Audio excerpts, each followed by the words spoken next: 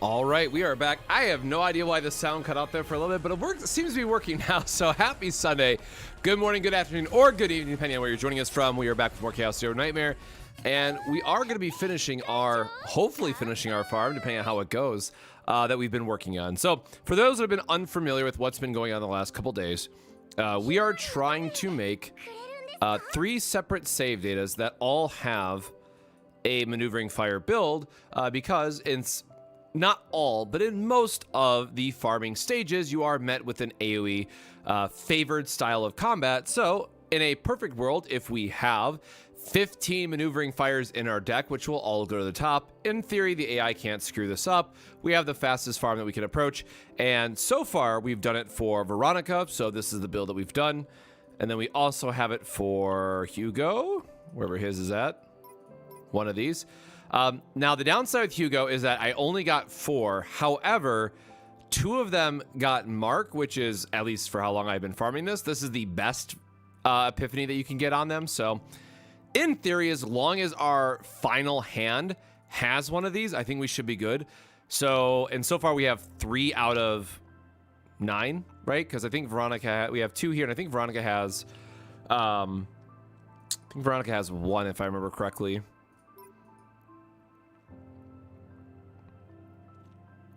Oh no, Veronica only has the draw one, which is technically the worst one to get, because we don't want the AI to use this first, because it means we waste a card potentially. So I might have to refarm this.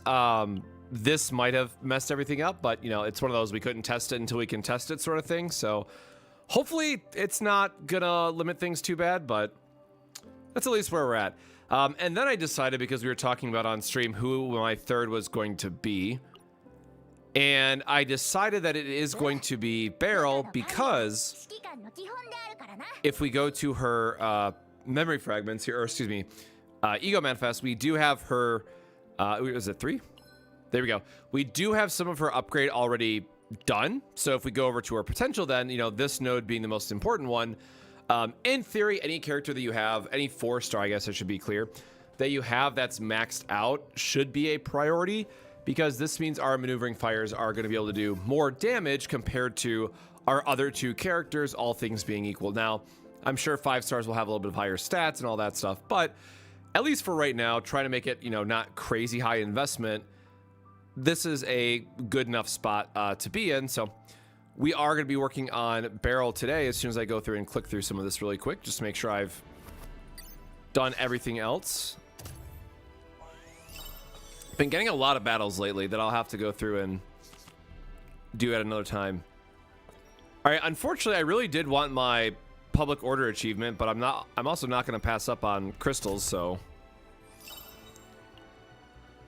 that's how they get me, I guess. And also we have weekly reset, so we'll be able to buy some more of those. I think I've already used my tickets. Yep, already used my tickets. And what else am I forgetting? I guess stamina, but we'll see. Maybe if we can farm, maybe we can finish farming our last build in time, and then we can actually like put this to the test. Because again, some of these, like, I don't remember. So like, okay, the AoE build doesn't work for like strikers. Or are all these going to be single target? Looks like all these might be single target.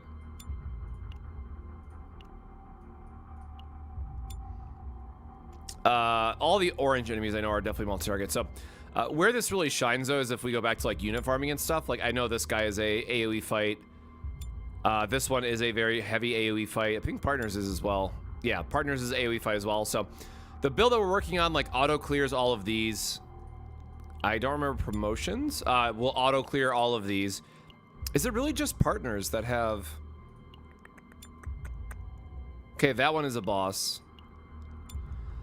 This one is AoE. So we'll have to try this. We'll have to do a couple of these, right, as we go through the checklist. But none of this matters until we get the last part farm. So that is what we're going to be working on. And then just as a good rule of thumb, I've been trying to shoot for tier 13 because that gives us 150 points, which is often enough as I've been finding. So, you know, don't have to go crazy high as we're doing this, but oops, let's go on the right difficulty. So whatever difficulty that you can get tier 13 on is where you want to be. So I know if you like reroll it enough, so like here's even a 7, but it has decreased max HP. So obviously play around with the modifiers a little bit. Can't rest in safe zones is fine. It's not one that we care about anyway, so this seems good enough. And I've just been using Yuki. I could probably use somebody better, but it's been working, so I'm not really, don't really care. Oh, actually I forgot to see if she has memory fragments on her, because that is important. Raw stats are still raw stats, right? So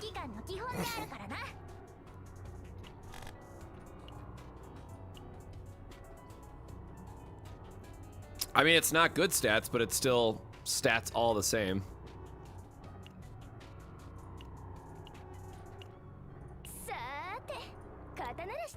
We are going to count that as good enough.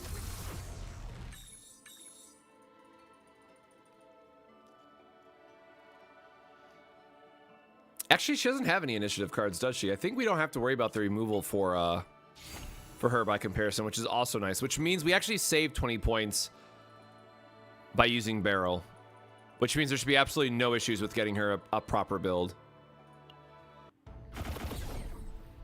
Because again, the thing to keep in mind about Maneuvering Fire is that it doesn't require you to like fix your deck at all, because it is all initiation. They all go to the top automatically, so it does not matter what the rest of your deck is.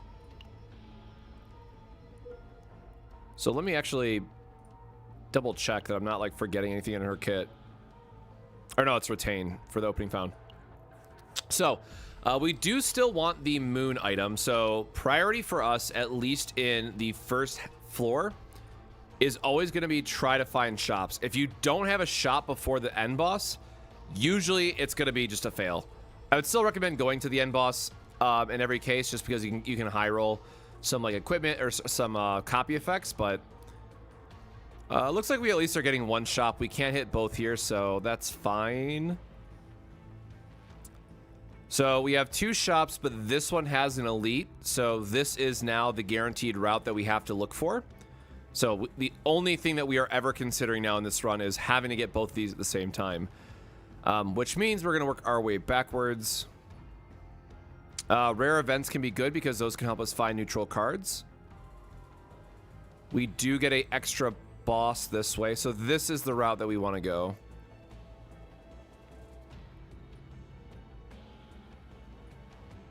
Yeah, and those are just those tiles are just flipped, so that doesn't matter. These all have question marks and then feed into the same thing, so that doesn't matter as well. Okay, so it has to be this top track is what we're looking for.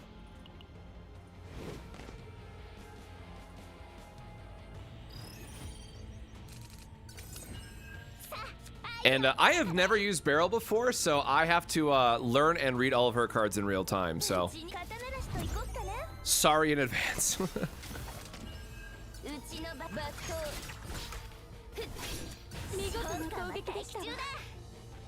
See, unfortunately, again, she has like no stats whatsoever, so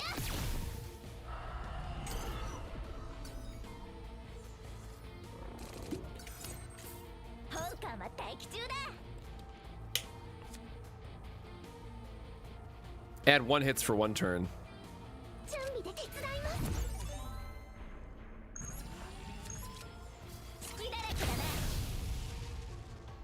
For being a 4-star, though, they did give her some pretty sick animations, which is really appreciated.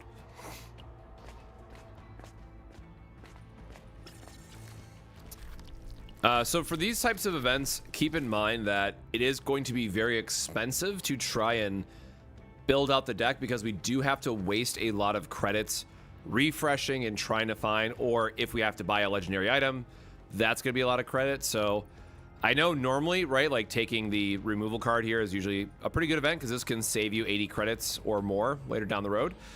But for us, we only care about the credit side of this, so we're going to quickly grab this and then just move on. So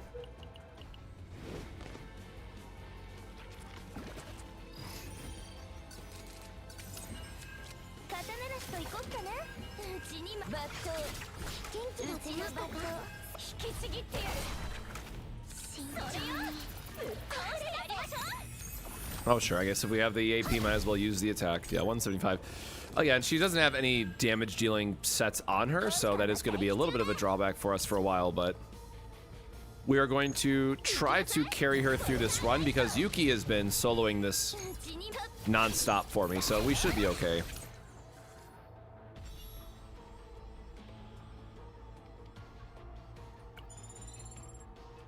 How do I feel about the current state of the game and farming these runs? So I love the flexibility that the game offers and allows us to do this. I do also recognize that it's not for everybody. So I can definitely understand how some people might just be like, you know, tired of it by now, so to say.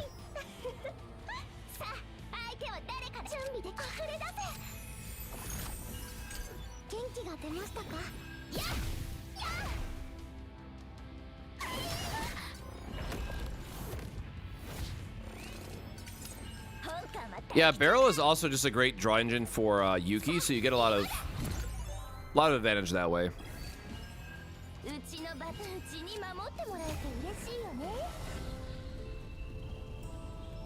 Aww, 1 damage reduction is bad, but the 1 AP is really important in a lot of cases. Like, Yuki is definitely somebody who wants to have a divine with her, so for the sake of the run, I mean, sure, I guess.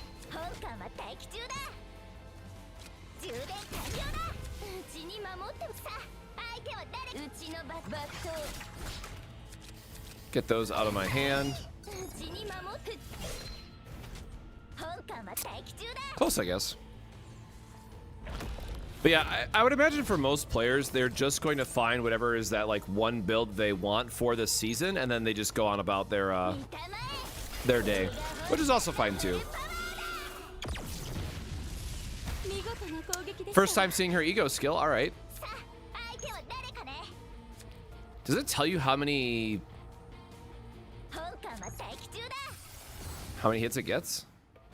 So more damage when retain owned cards, 150 extra damage.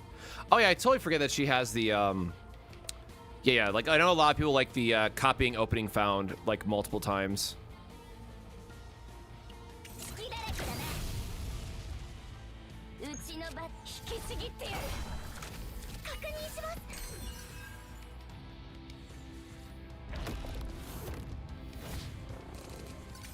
Hope you enjoyed the game then, Odin. If you're just sorry, you mean account level, I just realized, so.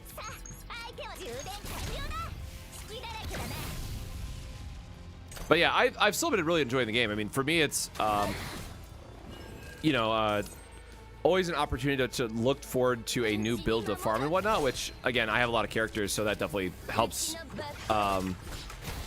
give me more time to farm more things I want to be doing. But also, like, we have Chizuru in a very short amount of time, so that's also going to be a new character that I have to build up, new teams I might want to farm. Like, there's a lot to consider with how frequently they're going to be releasing characters.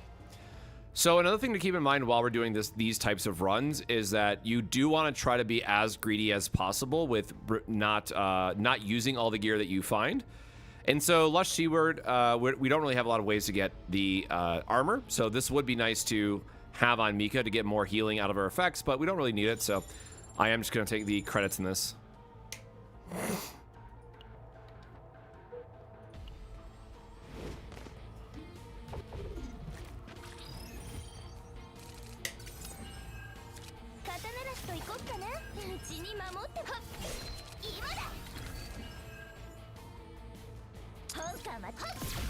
All right, well, drawing 3 heals is always going to feel bad.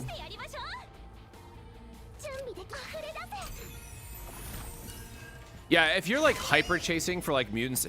So again, mutant sample I think is the one that we're talking about saving 40 points, which, you know, we're talking about the effectively 2 divines, which can make a big difference for builds, but I have found that the mutant sample is not, I don't want to say not important because obviously it really strengthens builds, but like it's not mandatory for making builds that can clear content. Now for Ecstasy of Violence, though, and for the Forbidden cards, yeah, those are a lot more important. Like, there are, Forbidden Violence is so good that I was able to clear Judas 10 without finishing save datas for the other 2 characters in my teams. That's how insane Ecstasy of Violence is. And I was just like, oh, That's cool, I guess. Now, how do we feel about a single card potentially invalidating save data for other characters? You know, that's definitely a debatable topic, but yeah, I was blown away by how absolutely absurd Ecstasy of Violence was. And so that's the other thing. Like, as much as I've been playing, streaming, doing videos, all that stuff, I still do not have my teams done for the weekly bosses, and I still have to go back and farm those. I love how we're talking about Mutant Sample, and like, this is not even a run where I care about it. Damn.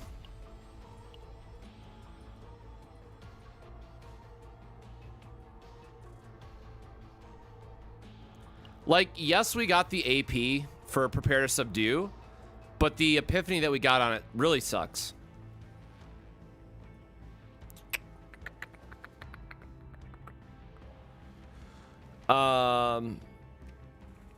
How do we save this potentially? So if we don't find Maneuvering Fire in our first shops, maybe we can make a Guilty Pleasure build for Barrel.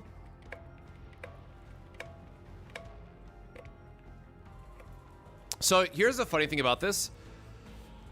We started this run trying to do a Maneuvering Fire build. If we take the Mutant Sample, technically that gives us a +10 cost, which can ruin Barrel's build if we find the Maneuvering Fires. And Mika doesn't have shit. So just for the sake of it, I am going to grab it. Maybe we high roll something for Yuki. Yeah. I'm doing my girl failure mode. I got it.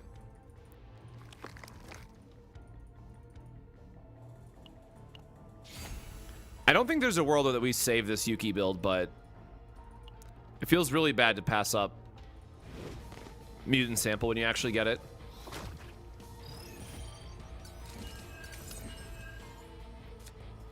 I think that's always the hardest part about Mutant Sample too, right? Like, it comes so early in the run that you have no idea who you want to try to focus on, because the epiphanies can... Okay, it's a bad one. We don't... Like, tenacity damage is not important. I'll say if we get 2 good divines back to back, I would have lost it.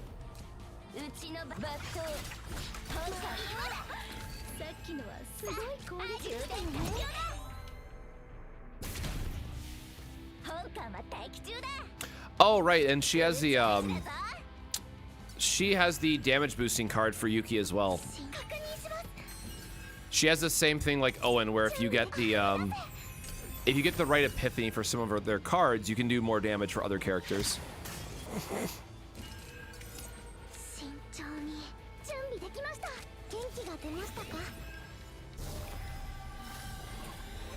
My God, what is this run all of a sudden?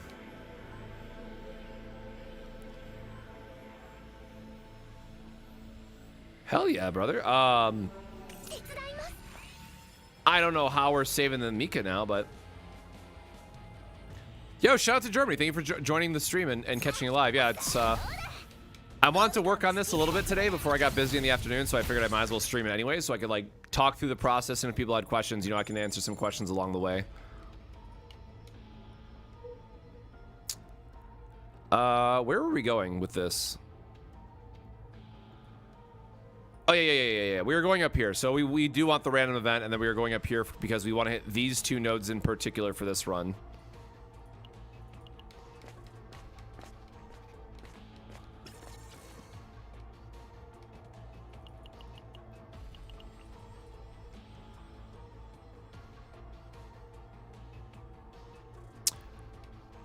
Where's my money option, man?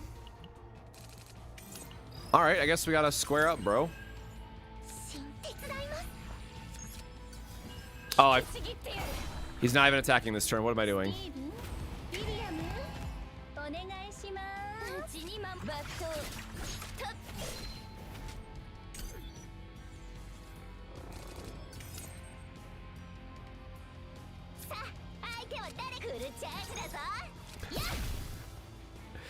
So much damage amp, but because she doesn't have anything, it just feels really bad. I should have put like some damage set on her. That's my bad.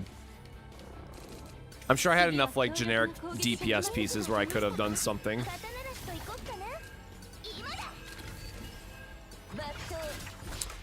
Mutant sample is good because it can save you effectively 40 points in a build. So it's a great way to min-max builds, and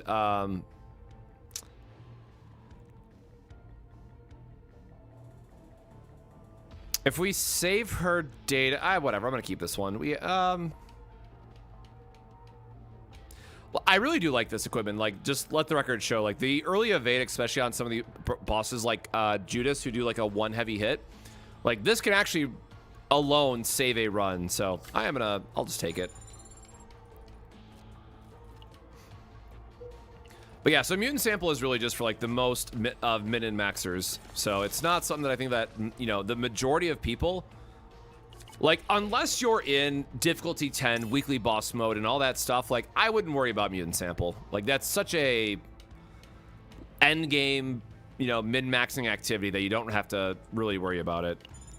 It's very much a nice to have thing. Like, once you get to difficulty 8 and plus and whatnot, and you're actually like farming end game builds, then you can sweat it out.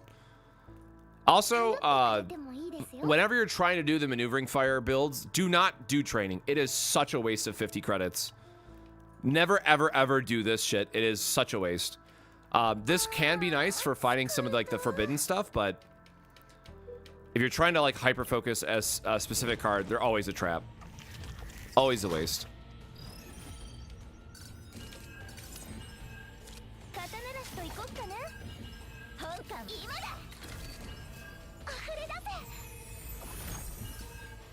I guess I should have done the... Alright, I screwed up the order on that, but oh well. So this is a good example of how to not mess up a turn, is that I would want to do Yuki's skill there and then go into the draw effects, but...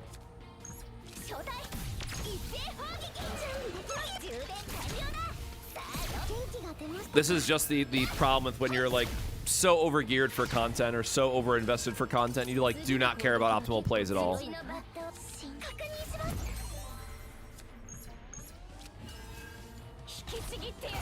Oh, Whirlpool is nice, I guess.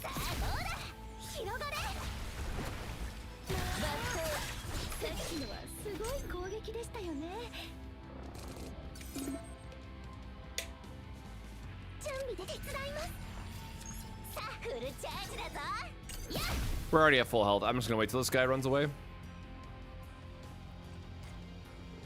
Yeah, especially if you get the fates that help.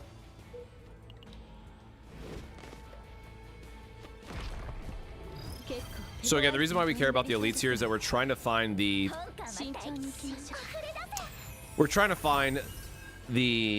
equipment that gives us damage at the start of the turn as well.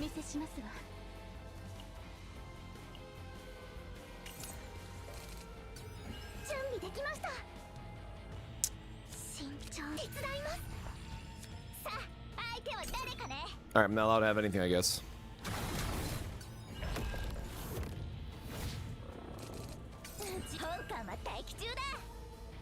We are trying to finish our farming build.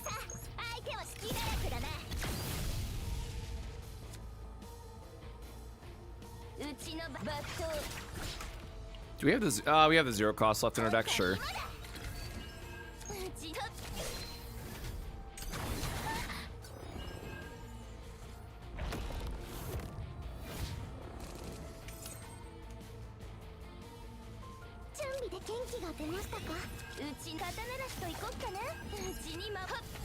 I will say I really do miss having Hugo in this team, just because the extra damage was nice. Because I have Hugo, you know, more built out than I do for my barrel, of course, but also my own fault for not putting a DPS blank stats on barrel, which I should have done. Like, even if you don't have a 4-piece set, like in the instance of trying to carry barrel through this, I should have put DPS stuff on her just so that she could do something, literal anything, during these turns.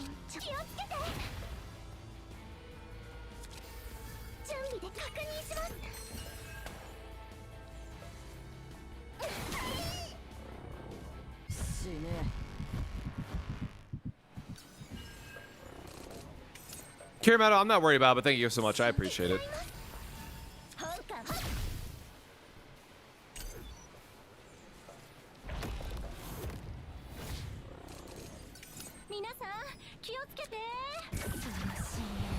All right, Yuki coming back right away is certainly going to help us out.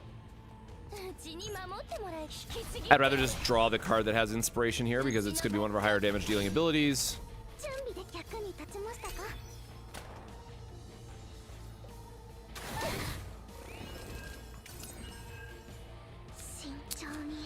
Healing this way, and we don't actually have the last heal, unfortunately. All right.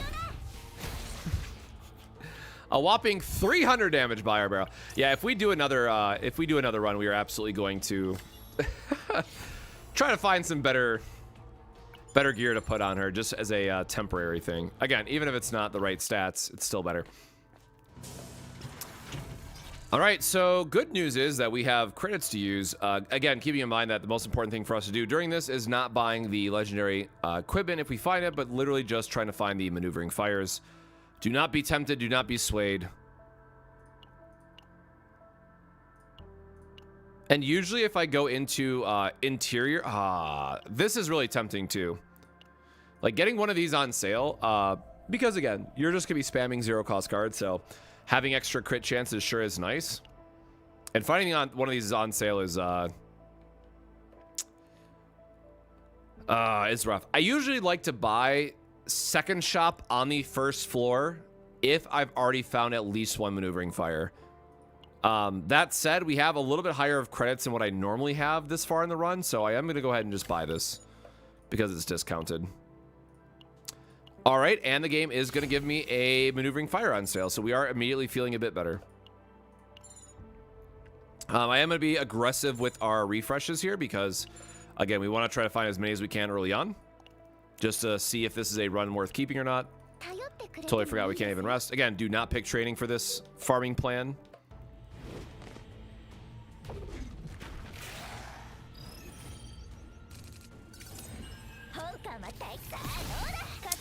But I mean, at this point, the fact that we got our upgrade, plus we have one maneuvering fire, plus we have our gear is what I'm trying to say. But puts us in a good enough spot for this.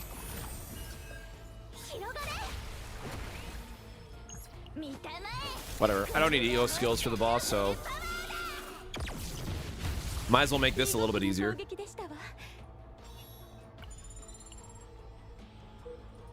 Yeah, really, don't be afraid to use your ego skills, you know, when you get them. Sure. It's more credits, right? So I shouldn't complain, but at the same time, like, this doesn't otherwise help with the build.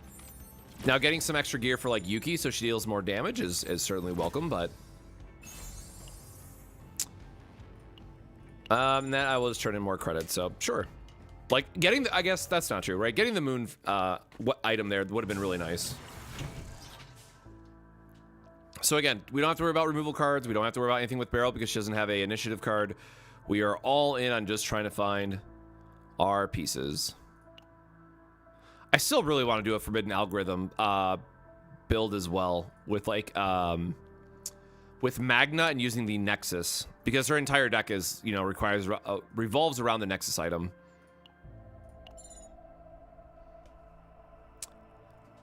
I mean, Aggressive Mutant is actually like really nice. I don't think we're keeping this Yuki build at this point. What else do we get? Do we get her Epiphanies yet? Trickery is fine. See, if I spread myself too thin on this run, then we'd run into other issues. So we only got one, right? We only got one maneuvering fire so far. All right, this feels bad, but again, I need to hyper focus on just finishing Beryl, so. And this moon would be really tempting, but we should have a few more shops with a lot of resets, and 212 is a lot when we know that we're going to be facing elites later on, so I would not recommend buying it this early.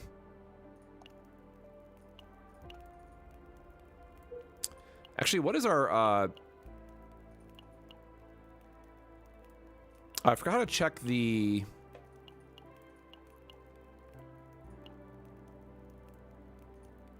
I thought there was a way that you could check the debuffs in-game. Because now I forget if we have the... Did we give him defense or did we give him attack? I don't actually remember. Saving this for the next turn now that I remembered.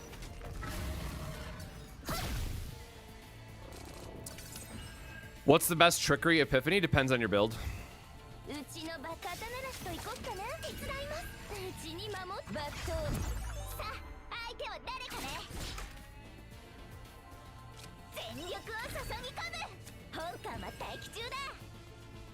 Oh, well, that'll be fun later, I guess.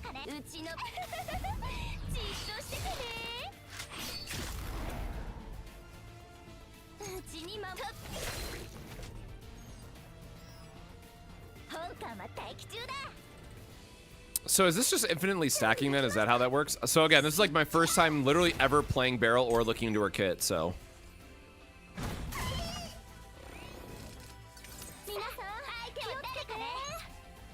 It doesn't tell you how much it keeps either.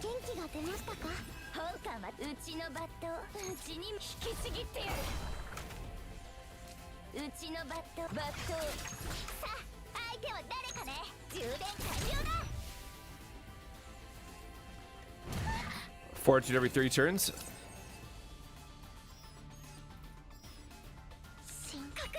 I guess we go and find out. Oh, well, that was a lot of nothing for all that draw. Yeah, I don't think we can just afford to sit on a do-nothing hand for a turn. Like, after a point, this guy just does beat up on you quite a bit.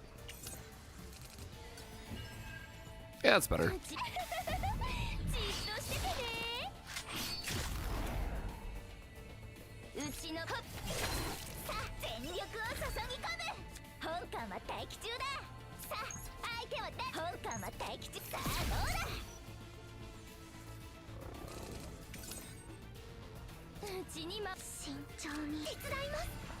Ah, shoot, he's gonna roar here.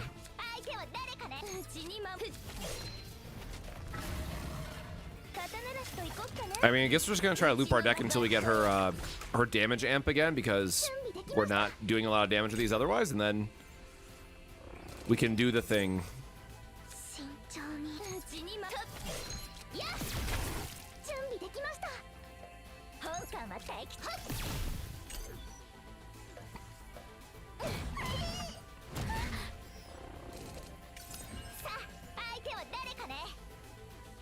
Oh, it's only... I thought it was for her for the turn. I might be thinking of one of her epiphanies then.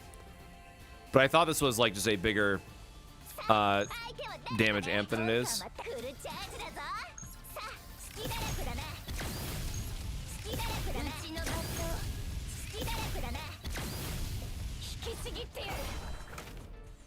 Alright, well, we tried with that.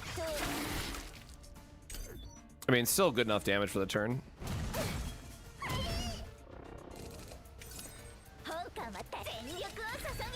Oh, meant to do source of water first there. I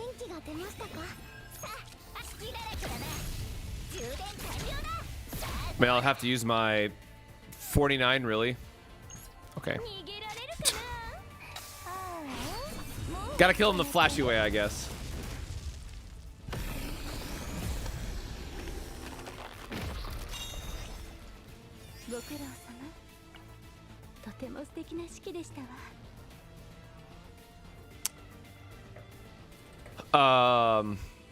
So unfortunately we didn't get the copy that we wanted for the sake of Barrel in this run, but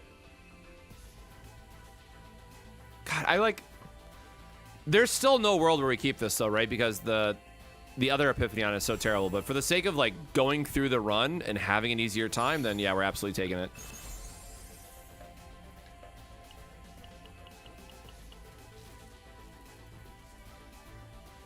No, I don't think there's a world where we keep either of these here, but I am just gonna extract it because we shouldn't need the... Oh, do I have?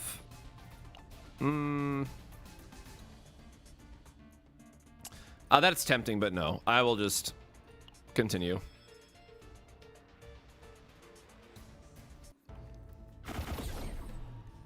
So Barrel has a lot of different builds, and the one that we're doing... Okay, we're gonna have infinite AP this run, apparently.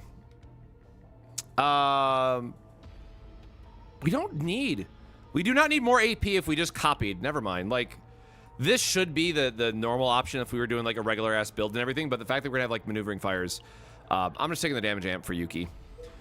Beryl has a lot of different builds depending on how you're trying to run her, so that's its own challenge. We have a shop down here, so we have to go down.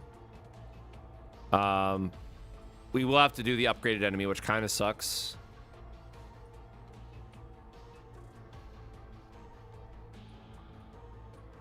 Okay, cool. We do get another shop at least. All right, so this is looking to be a pretty good run for us, all things considered. Actually, this path is better because we do want to have a potential rare event. So even though these two look similar, this is technically the correct path. And then it doesn't matter once we get to here. Okay, so working backwards. So we have to go this route at the end. So this point doesn't matter. We want to go here, though. Okay, so this run built itself in this case. So it's literally just bottom, bottom, middle. Yep. That's fine.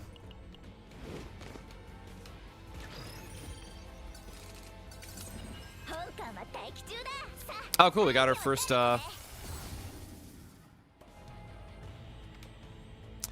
So again, as I'm learning very quickly, don't take draw 1, or it potentially screws up your entire build.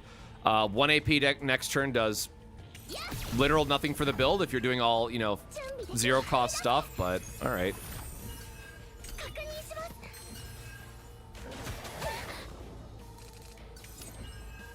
Tier 13, we're just doing straight farming build. There's nothing special.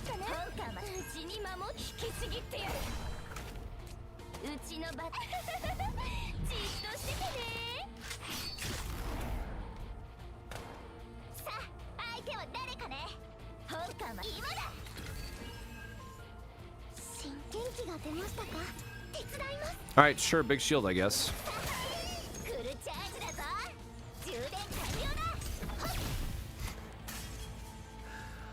All right, I'm kind of hoping we get to finish it this run somehow, just because of like how sad her damage looks. Surely I have some generic stuff that I can put on her to be better.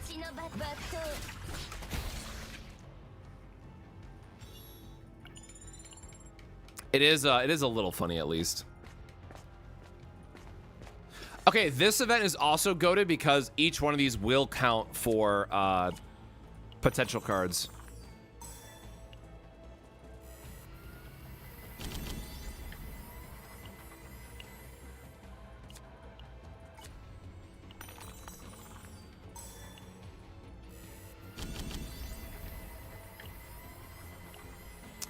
Pulverize is actually really sick in the right builds.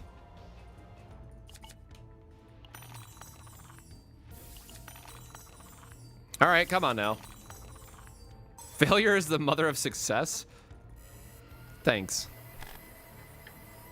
Oh, man, all right. It is not our day.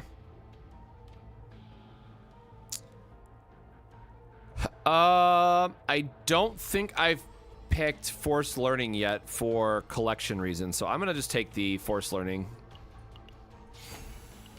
I am somebody who does want to build out his entire card catalog eventually, so sometimes I will pick cards just because, and not even if they you know, they don't go in the build or anything, but pick them just to pick them.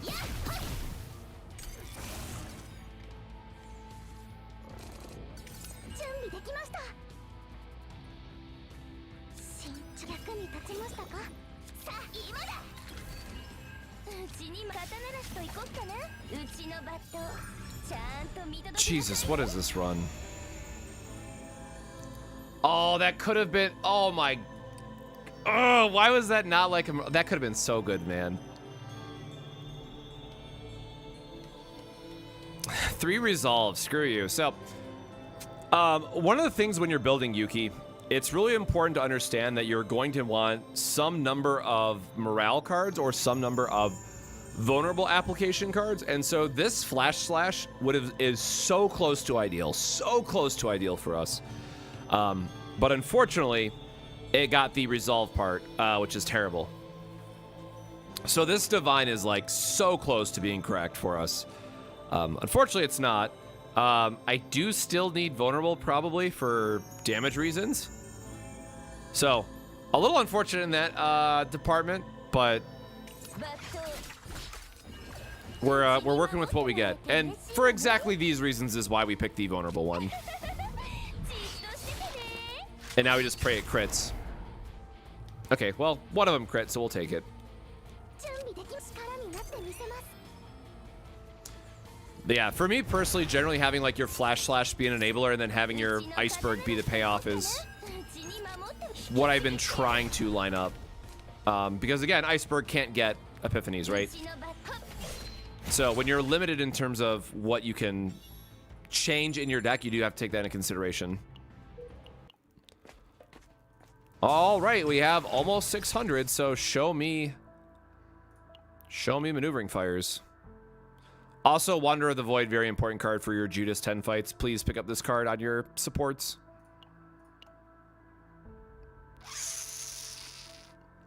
How many more shops do we have? We have 2 more shops. Okay, how many elites do we have? We have 2 shops, 2 shops, 2 elites. I'm not buying the moon this early. Like, this is always one of the last things that you should pick up because it's not as important. This is a nice to have, not a important for the build situation.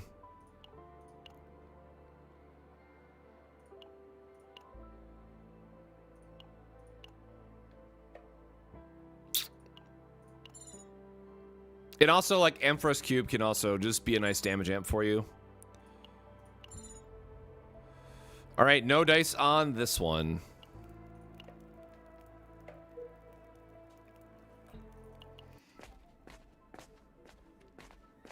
What do you mean by cubes, Lighty?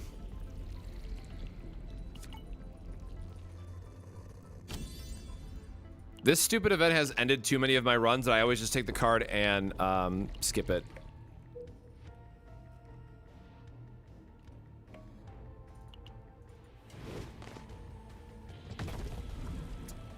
So once you get blue pot 30, dimensional cube, D-cube appears in any chaos. So it becomes a farm whatever you want if you're trying to find the D-cube.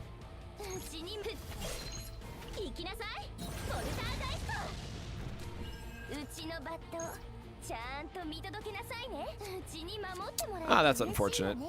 We might draw the 0, I guess. Never lucky.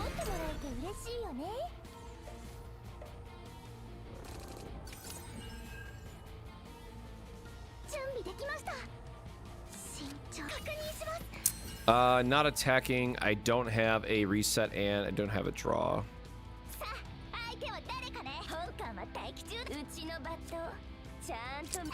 Alright. Again, Yuki is still doing more damage here than anything else, even with our uninspired cards.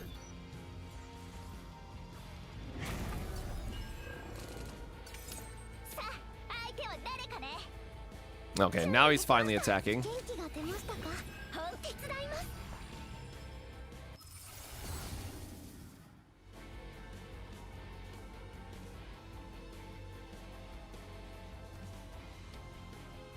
Okay, I think this is because it says next attack card, so if I'm not mistaken, this should buff across the team.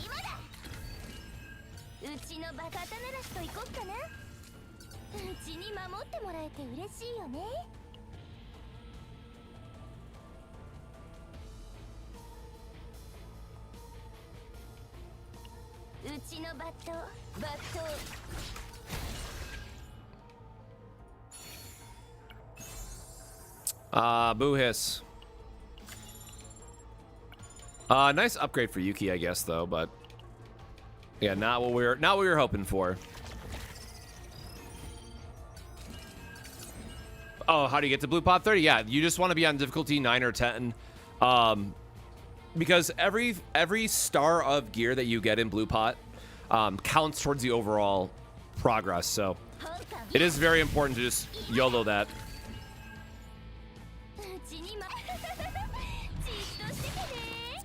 House Barrel is a sub DPS. Unfortunately, I have no comment yet. This is literally my first day using her.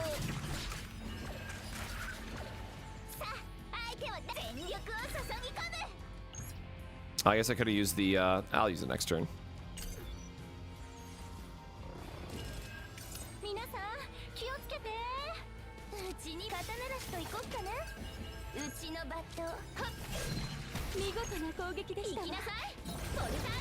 Bonk. Okay, well, anything I draw now will do it.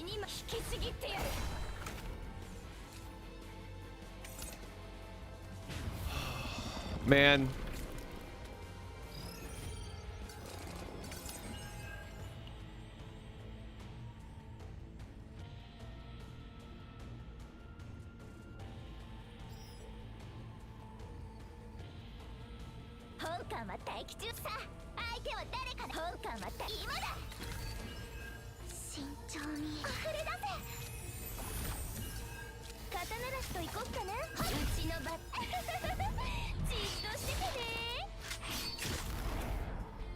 Yuki.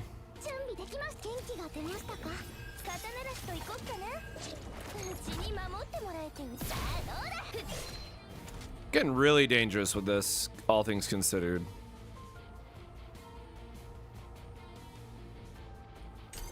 Just because we're so close with Yuki here. Gross. That was not what we wanted to draw here.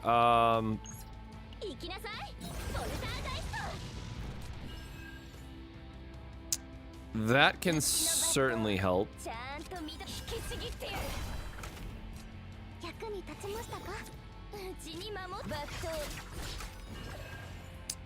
Vulnerable is not going to help us as much. Hopefully we have one more turn of stress. Nope. Ah.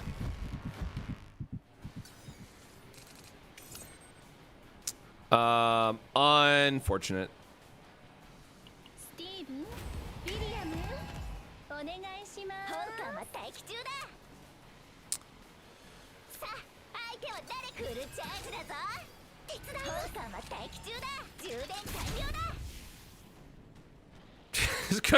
With no gear, I mean 500 damage is good, right? Like, all right.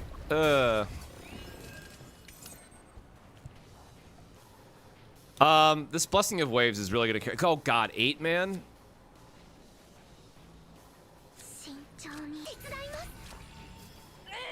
Yeah, lesson learned. I really should have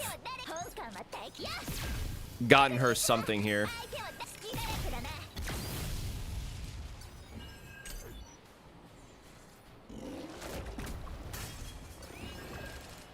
Mika is getting very close.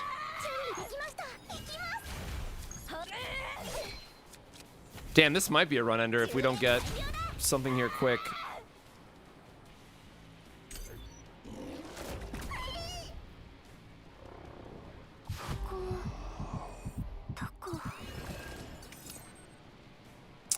Man.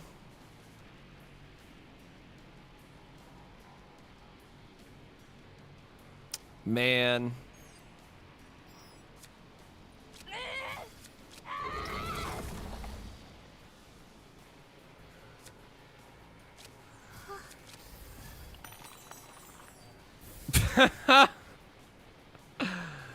Ah.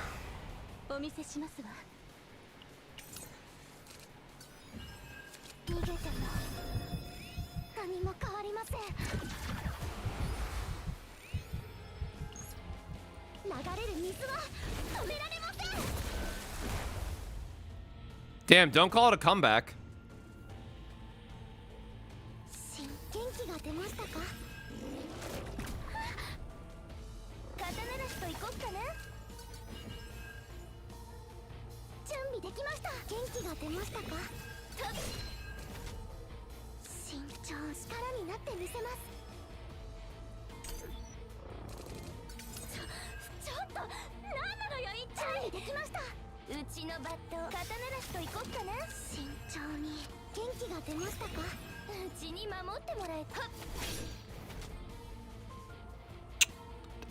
Damn it, I should have weaved more of her. Okay, never mind.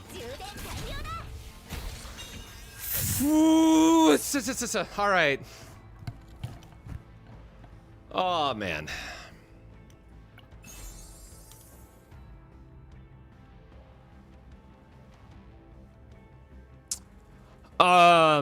Jesus, brother. I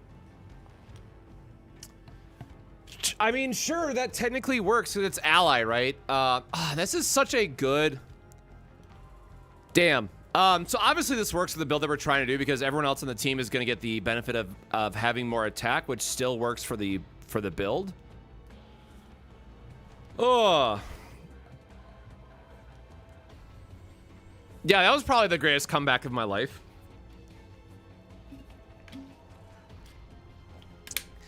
Triple Ranger is all about doing a maneuvering fire build for farming stages. Like the only other mythic that we'd ever take here is the orb that gives more damage to the maneuvering fire, but I think having this on her is fine because again, it's a higher attack value. The other allies are still getting something out of it, so. All right, so we just need to survive now because again, we're still low on health. Again, another random event where we just need to find more copies of Maneuvering Fire because we only have the one so far, so we always have to just pick the card, select, and pray here.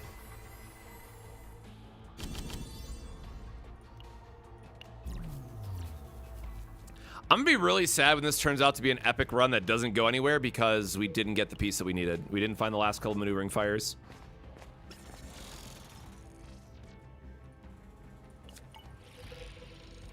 Second method is not important.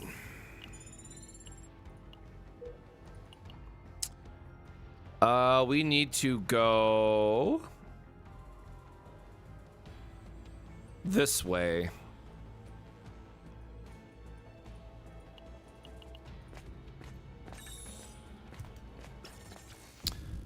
Heart of the Ore Vein. Copy one selected cards. Includes forbidden cards. Unfortunately... oh, man. What a bummer. Like, obviously we have to take the copy here. This is really great if you have Ecstasy of Violence, but this is the only way to copy forbidden cards.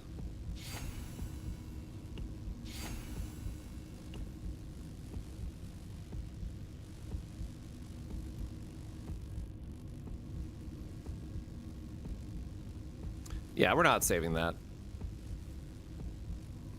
And again, this is kind of bad because it's a copy and it's a crappy neutral that we don't care about, but because we don't have to remove a card for her this run, it should still, the math should still math.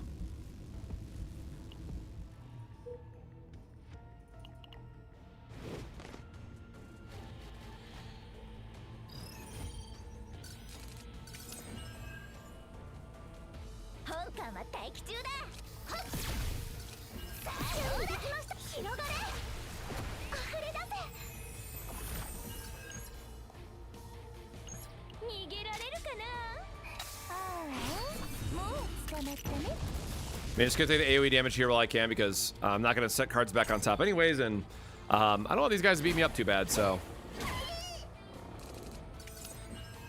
All right, well, we got extremely lucky with our draw.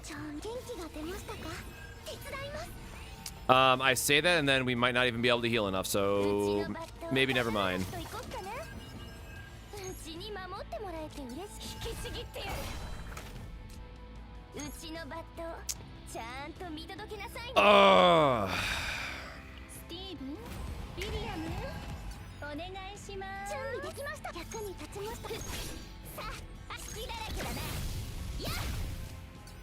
Oh no!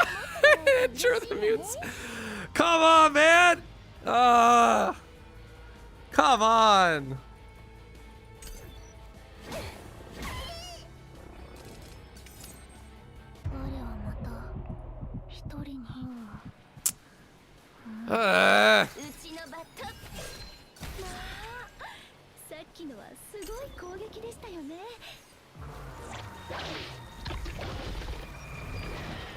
All right, it was all for nothing anyways. All right, well, at least it was for a maneuvering fire we didn't want, so, you know. Lesson learned. We are going to give her some actual gear.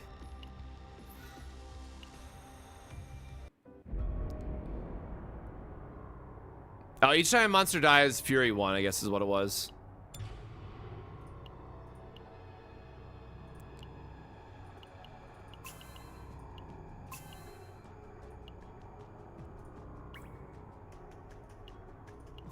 All right, what raw stats do we have? Does not matter for set bonus. We just want stats.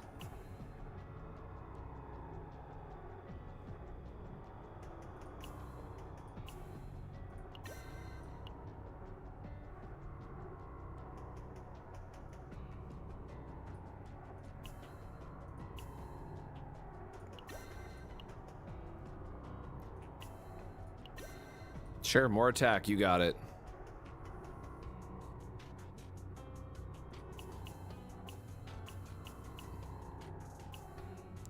A lot of random instinct damage, I guess.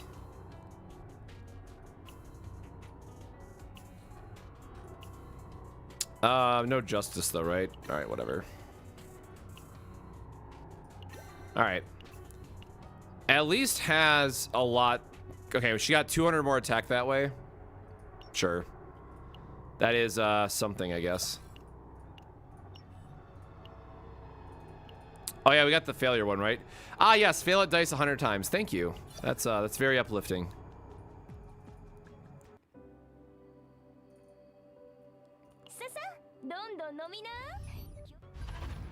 All right, well, back in and do it again, right? But again, like all things considered, I wasn't going anywhere with that build, so certainly could have been worse, but sometimes you just get bad RNG. Hey, look, we high rolled during the Mr. Tentacly band, right? And then we absolutely low rolled during the next encounter that we got and not having an opportunity to heal up. It do be like that sometimes. Can you please just give me one off the bat for once? That's a lie. It gave me one for Hugo the other day. Or yesterday.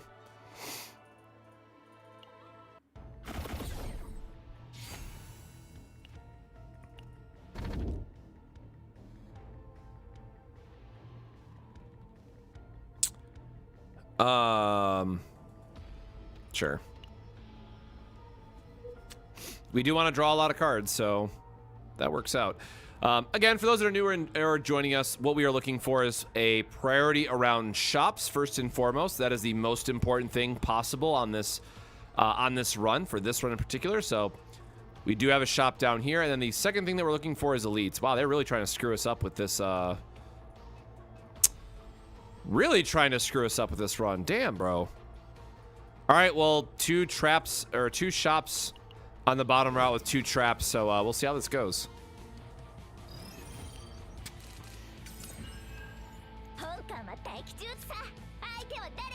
So both these want retain though, right? For the very first action. Okay, yeah, that's a little unfortunate.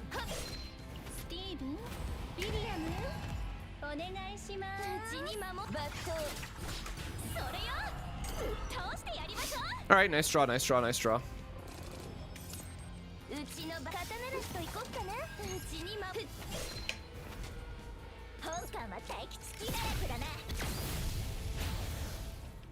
All right, still not really doing a lot of damage, so that's the that is the difference between having a good set versus just having raw stats.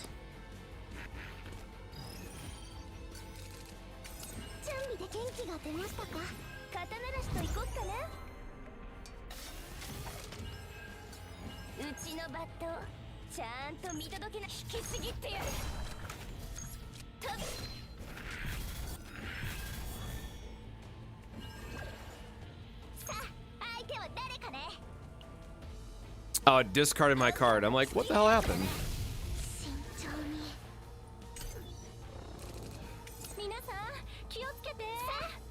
I mean, I know some people were upset that the cost reduction was only for like the highest level, but at the same time, it's still a pretty significant difference across the overall leveling amount. So, because right now, I mean, getting to 60 feels impossible. So I will definitely, oops, clicked on the wrong card there. I will definitely appreciate any reductions that we can get. Now that said, right, I do also want to acknowledge that they do need to give us more credits in general, or excuse me, units I need to specify. They need to give us more units in general just for other activities. So I would still want to see like a D10 farming for some of the other stuff, but oh God, it is just bottom the entire way. Yep, have a good one. Thanks for swinging through.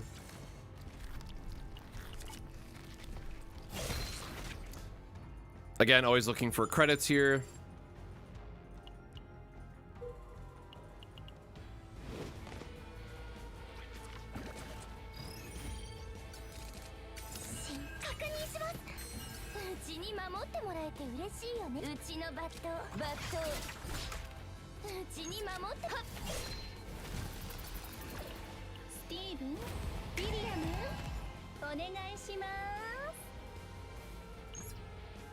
Ah, just shy of it.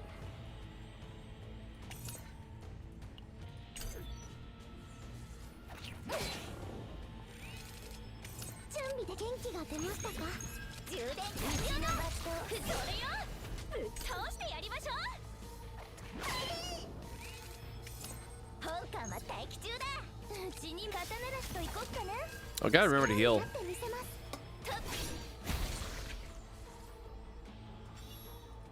Always remember to check your health towards the end of it.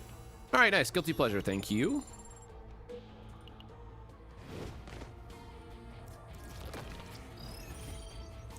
We got them dogs.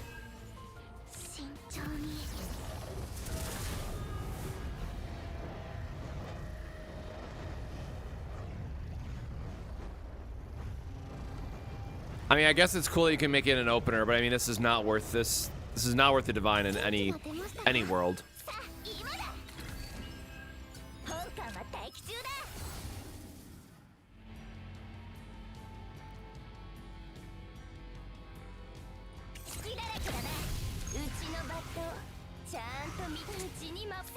I, in fact, do not have a card in hand to take advantage of that.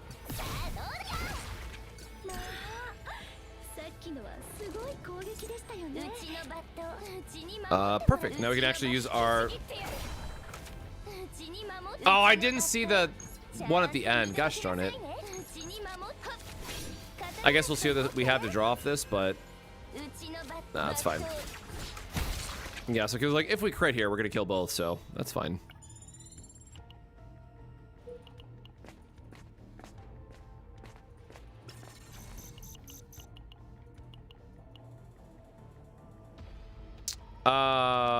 Interesting. I don't think I've seen this one yet. Again, the obsidian sword can be nice too. Like it's another decent equipment for it, because it's just more damage, right? I don't like relying on dice rolls, so we are just gonna take the credits here for the refreshes. It's 2 free refreshes, right? Look at it that way.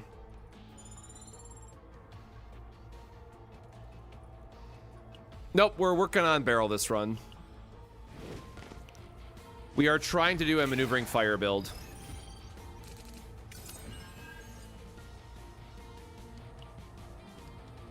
Well, this is annoying.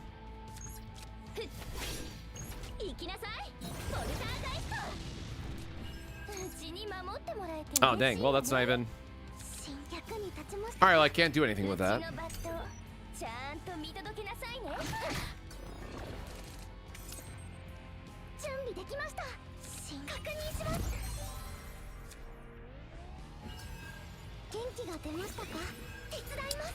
I mean, I guess we can still technically play both here anyways.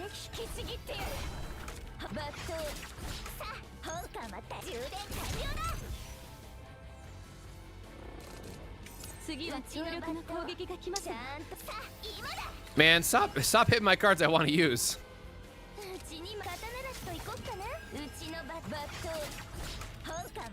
Alright, yeah, like any attack there should hopefully clear it up, so.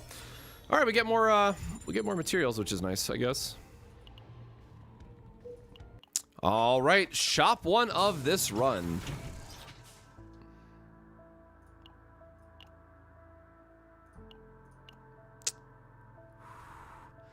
Moon is very tempting. Now again, we're a little bit lower on credits compared to our last run. And again, there's going to be a lot of fights along the way, so this is tempting, but probably not what we want to spend our credits on this early.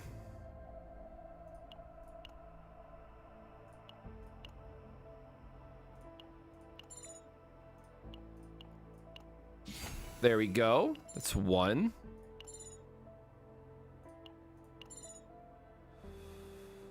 Reorganize is sick, at least. I keep forgetting we can't rest. So that's why our stress has always been so high, too. We're not getting the reductions.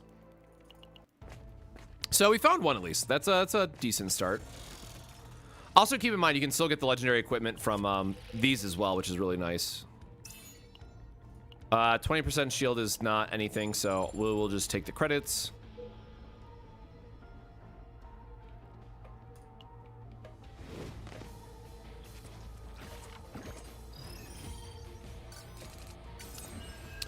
Because we can't afford the gold, man.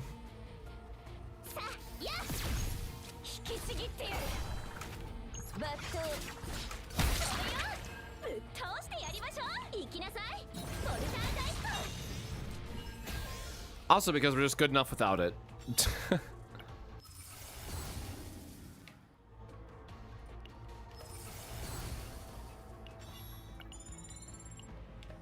Cannot afford to waste any credits during this run.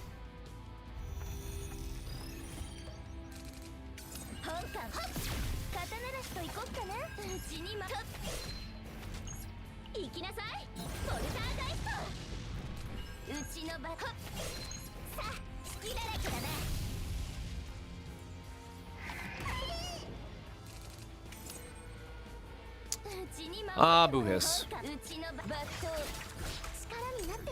Oh, I still crit at least. That's nice. Small wins, I guess.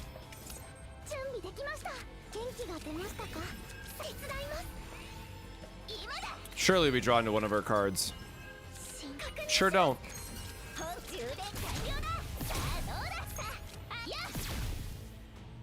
Bro, I swear to God, why? Oh, all right. Well, he doesn't have a modifier this time, right? So it should be fine. Let me focus and figure out. Make sure we don't overspend anything.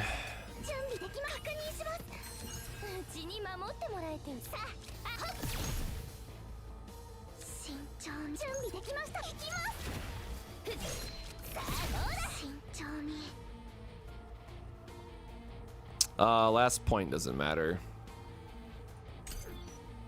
I should have sequenced that to end on barrier, but oh well.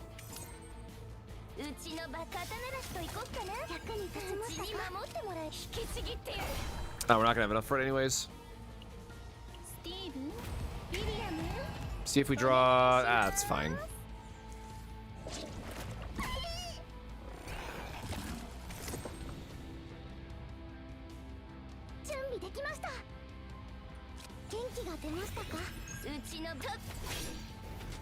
Getting these stuck in my hand and it's not where I want to be with a bunch of 2 costs.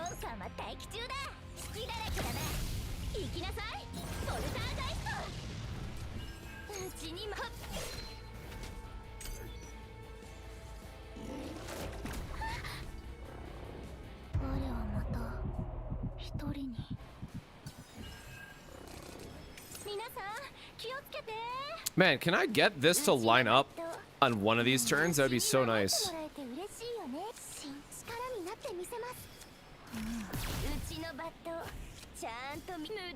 I mean, we gotta save it for the next turn at this point.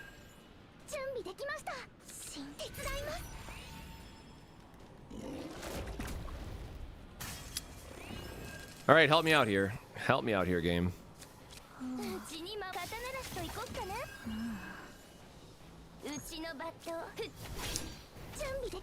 Or not.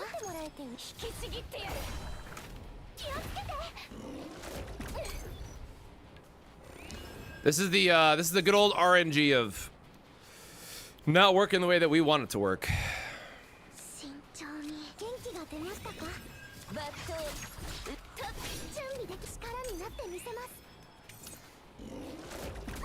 Did they mess up stress again? No.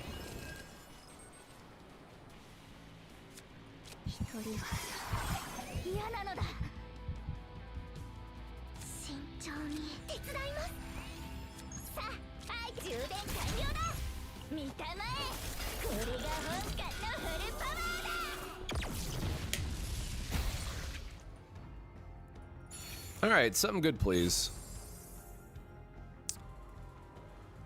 Such a waste of gear. Have I collected this one yet, though? Whatever. I don't remember if I gotten this one yet or not, so I'm just gonna grab it for the sake of it. All right, take two.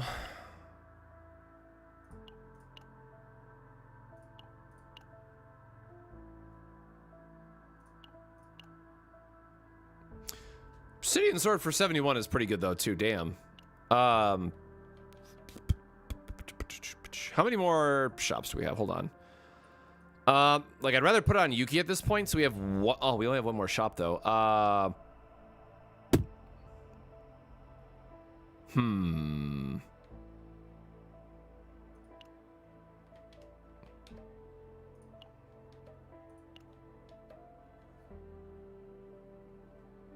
feel like we can do without it still. Like, we're good enough. We don't have to rely on the gear at this point. Might regret that, but so here's the thing, right? You have to plan for it. It's going to cost us 180 more credits just for refreshing.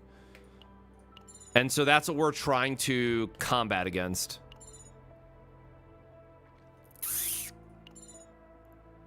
Damn. And again, never spend on training. Training is always a waste.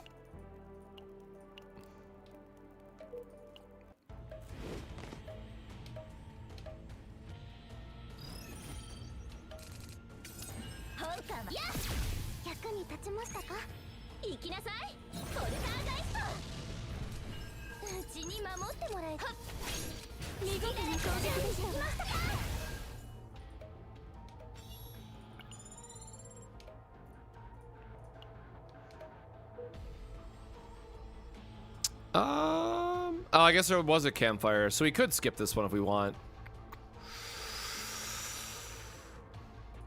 It's fine. Maybe it gives us something good.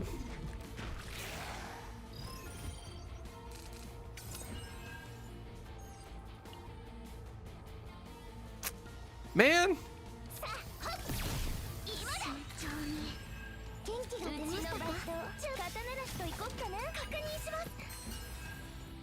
All right, help me out here, please.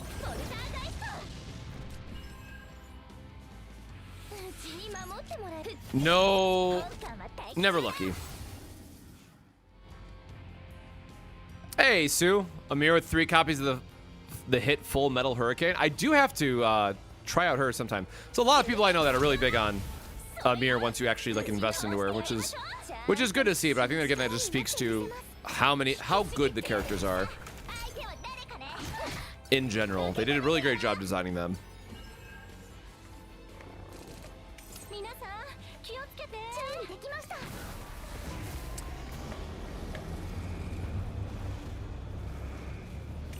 Sure, I will eat an epiphany for that. Because we're farming a very specific build where the overwhelm card is actively very bad. We don't want to put bad cards in our build.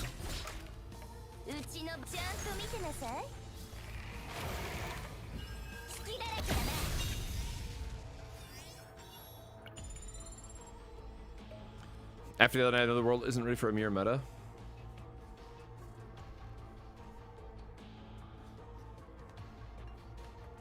Yeah, man, so the discussion came up earlier where it's like, you know, how do we feel about having to always farm and spend the extra time for builds and whatnot? I'm like, there's so much cool shit you can do in this game. Like, I don't know when I will be done farming builds. And the answer is probably never.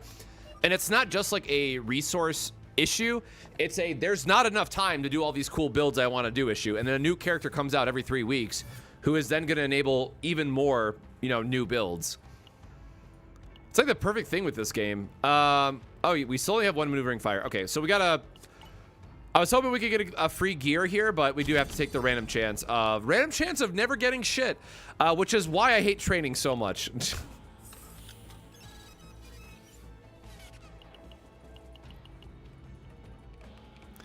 All right.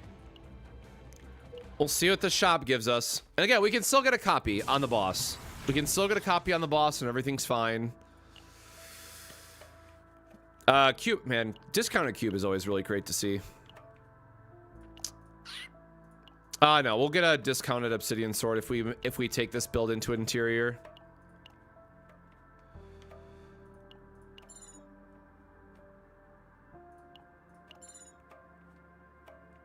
I do love free draw. I mean, we didn't get a forbidden card, so it's worthless to take otherwise. All right. Pain. So this is the one time, because we have a good amount and because we are at the very final shop before the boss, I want to increase the likelihood that I could potentially copy a maneuvering fire. So this is the one time where I will actually hit the training. And you'll realize it's a scam every time and you'll hate everything.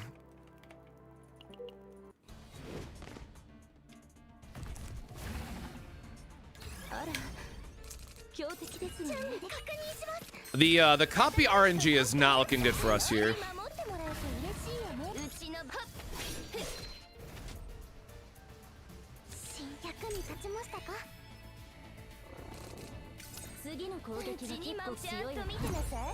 Oh, I got my iceberg finally. Yippee.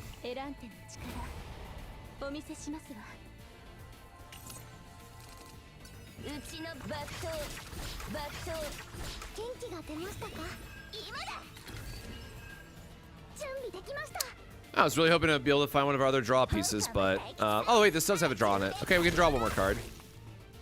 Oh wait, it's 2 AP, not 1 AP. I'm like, if we draw into our 1, it's fine, and then I remember that can't count. It does have retain though, so it's fine. Gets us 1 card deeper for the next turn.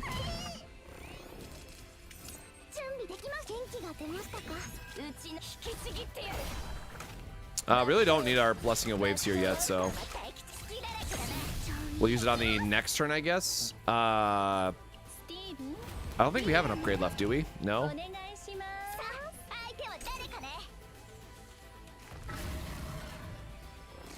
Well, the thing is, the devs also said that, like, they always, or not always take it, but, like, they very heavily lean towards taking training where they notice that a lot of players don't. And I'm just like, yeah, man, I don't know. Maybe it's just me. I don't like it. I guess drawing this was pretty shitty, wasn't it? Like, it's a good opener, but Yuki is just going to do more damage for us.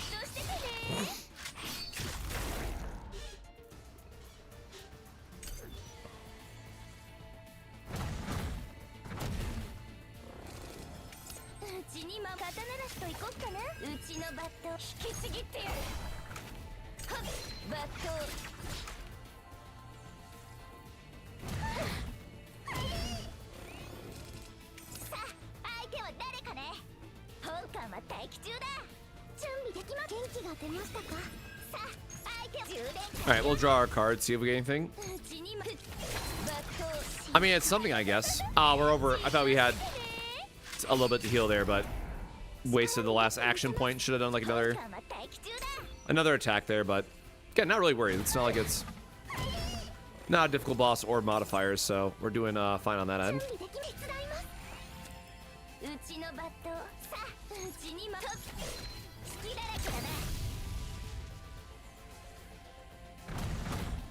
So we are using the 1-cost crit set on Yuki, so it's always better to try to go for the hope that the 1-cost improve here. All right, fine, we'll do the combo.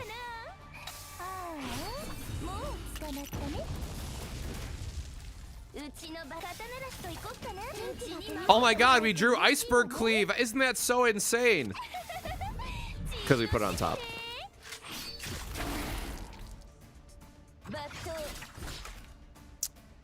Close. I'm like, surely we can get there.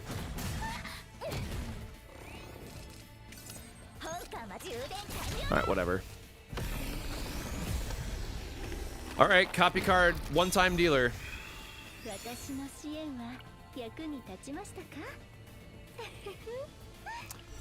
I mean, copying Iceberg is fine. Both these are terrible, so we're just gonna take the credits. Only only one maneuvering fire feels kind of bad. I try to get 2 going into the next area.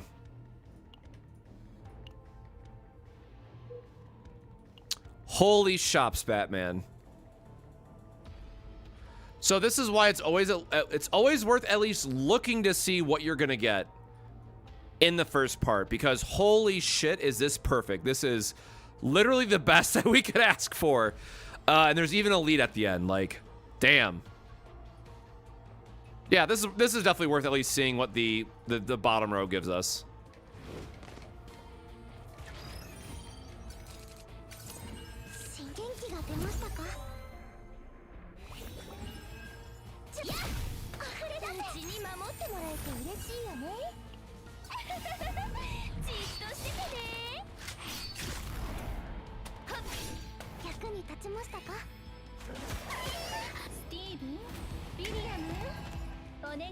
Oh, yep, so we did have a... Oh, gosh, darn, it's gonna give us... Oh, let's draw our attack first. Cool. Then we're gonna draw a bunch more cards. We'll save the retain for the next turn, I guess. This way we can heal up and kill on the next turn. And get a shield out of it, I guess. Yep, 145 shield. I will always skip the long animation if I can, man. The biggest downside about Iceberg Slash is just it takes so damn long to go through that animation. So we're hoping to get like the data center event, or maybe we can see the rare spawn would be nice too.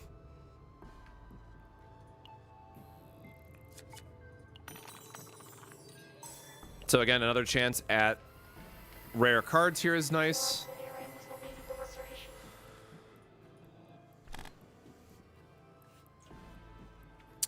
Realize you whiff anyways, and that everything is awful. Have I taken all of these for collection reasons? I think I have.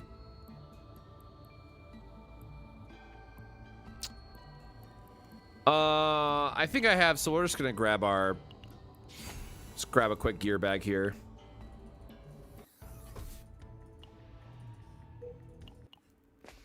All right, if both these shops are whiffs, though, I mean, we're in pretty bad shape.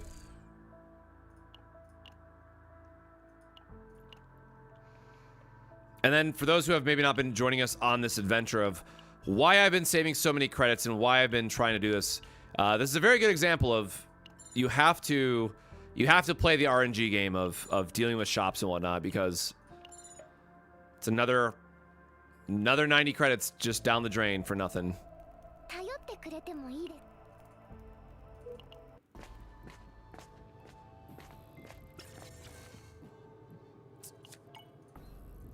All right, I mean, this track was perfect for RNG, all things considered. We're just not gonna get what we need.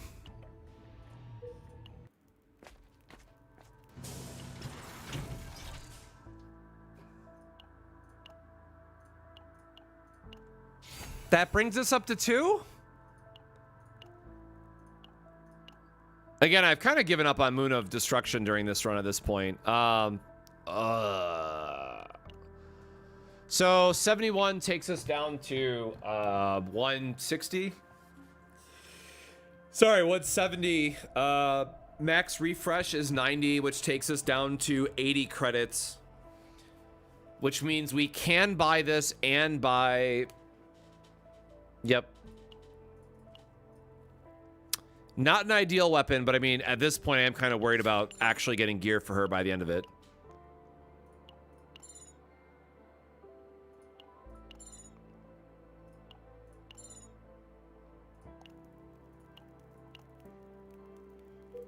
Oh, that's only 2. Okay, we still have one more potential random event here that can give us more card selectors.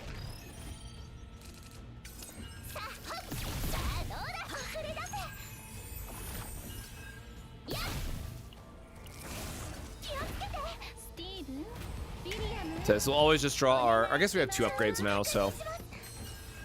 Thinning out our draws is always welcome. I mean, unless that happens.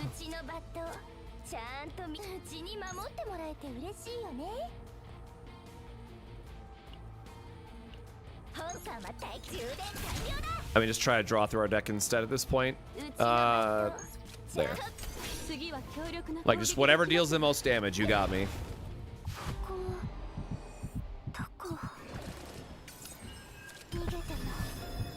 Sure, thanks. Oh, thanks, Mika. You're great.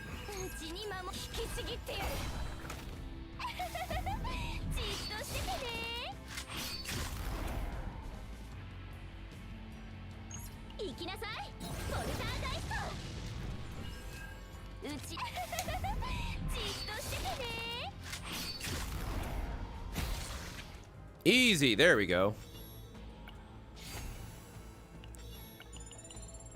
All right, come on, data center event. Come on, data centers. Nope. Blech.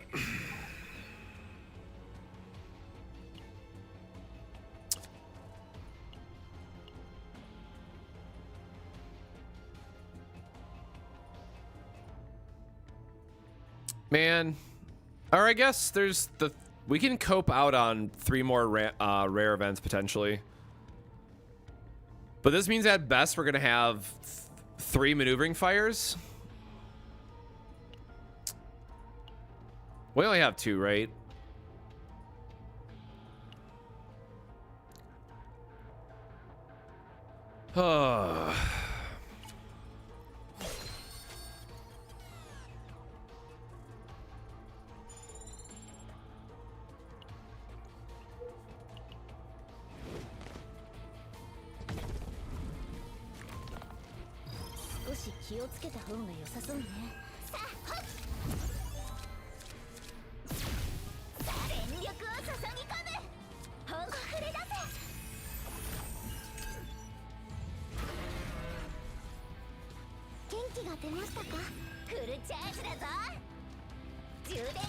Yeah, unfortunately, I think this is just going to be a dead run for us. I'm going to humor myself and go to like the next first rare event, but at this point, we basically have to like Giga High Roll on the data center event, or this build is not getting done in any possible way.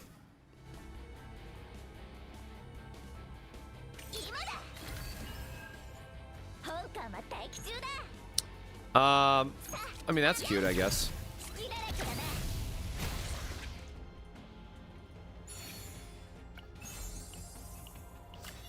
By the way, that's also why we skip on Yuki's weapon.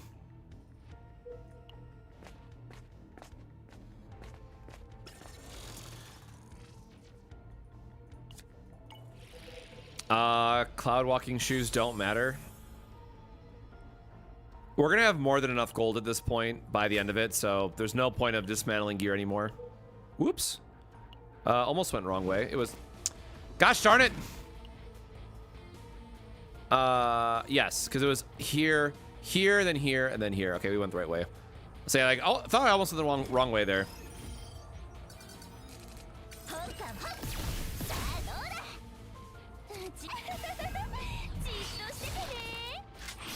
Also, maneuvering fire is like hilariously good for this fight.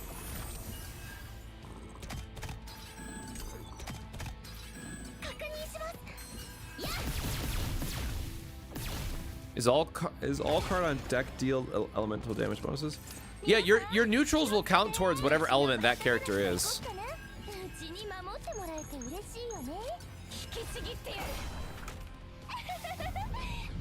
So that's why neutrals are always good on well, one, good for deck building reasons, but more importantly perhaps just good for giving us more variety in what we have access to.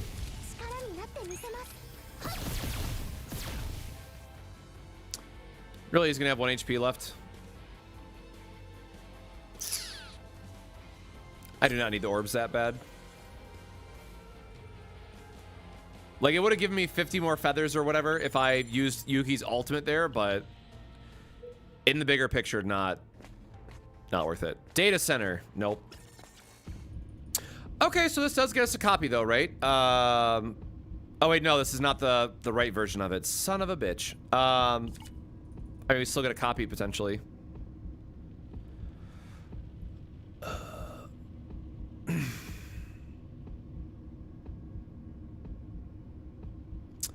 You know, sometimes the game just hates you.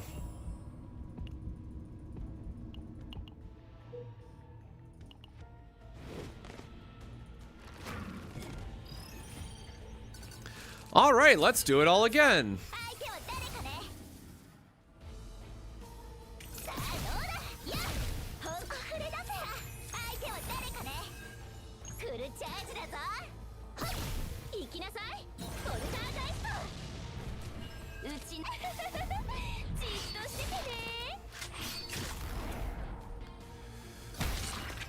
Almost.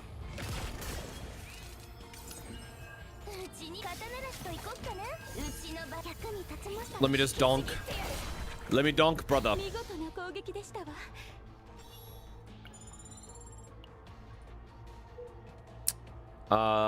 Random. Wasted an event. Wasted an event that we're absolutely just gonna skip and go on about our day.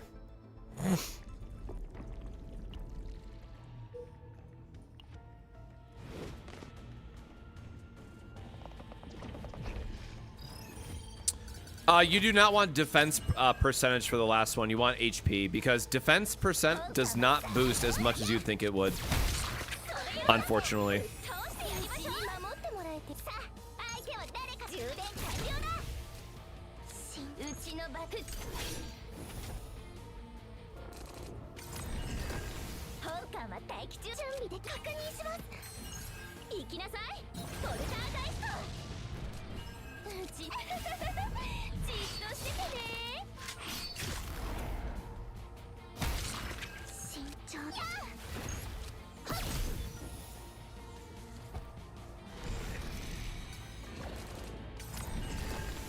There it is. It's like we're gonna draw into our gear bag, which means our hand is gonna be capped here very soon.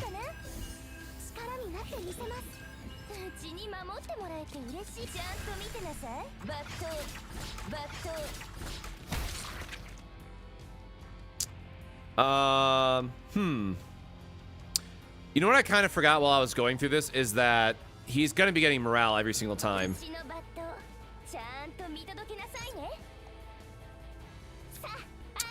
You know, I might have goofed up a little bit on how I was approaching this. So if we reset this, this means we draw into rapid into trickery on the next turn. Yeah, hold on. This should deal more damage and kill him in 2 turns. Kind of forgot about what our debuff was. Kind of made a little bit of an oopsies. Forgot that this guy kind of does a lot of damage then if you piss him off that way.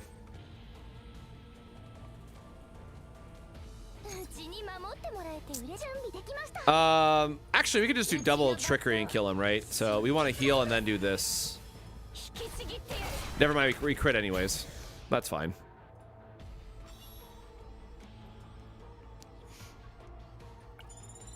Yep, so what we're trying to go for is having enough maneuvering fires where we can have 3 rangers in a team that when we go into a stamina stage, the top 15 cards of our deck are going to be maneuvering fire, so that every single round the AI is just doing auto spam maneuvering firing and it kills everything.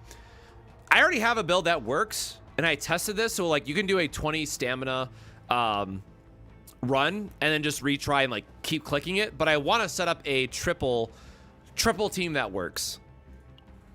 So it's basically just me being stubborn because I technically could just do a 20 stamina loop and it works.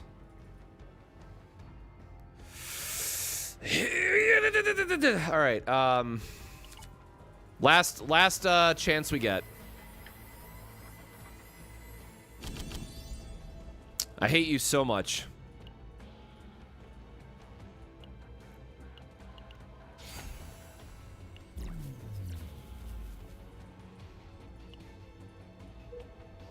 So unfortunately I have a Hugo build that only has 4, so I recognize that, you know, 14 is probably good enough, but we'll have to see if we can get some lucky in the last shop.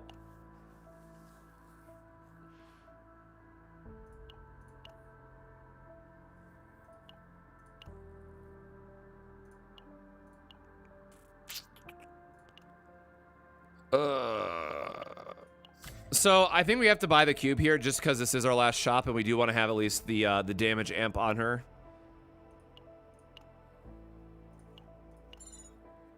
All right. All right. Never lucky. Never lucky confirmed.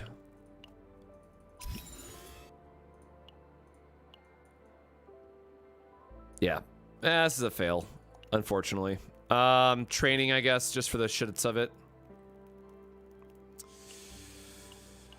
Sure, man. Sure. I mean, at this point, we're going to kill the boss just to get the... I don't know. Kill the boss for my orbs, right?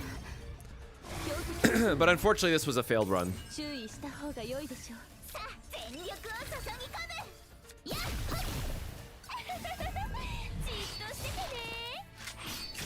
Who's the most complicated and fun DPS deck so far? Probably Yuki.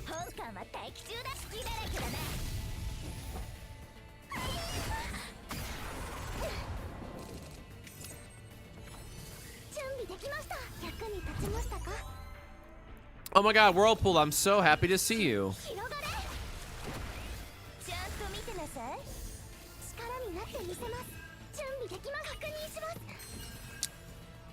I mean, finding our healing pieces is nice, I guess.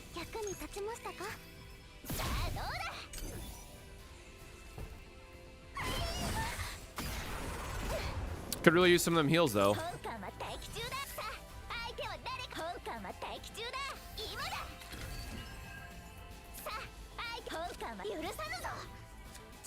Do we have any AP positive stuff? So 4, 7, this is 9. Now again, for the sake of this, just to be clear, like, there's no real reason for me to kill this boss. I'm just upset at this point and want to kill him.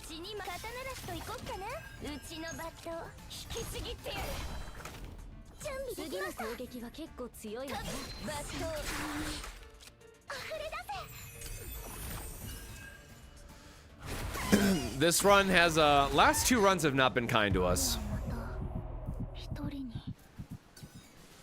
She can have a breakdown, whatever.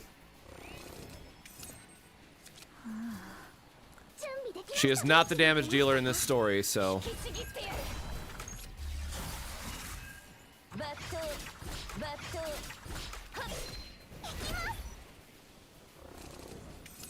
Good God, all right. Pfft. Sure, man.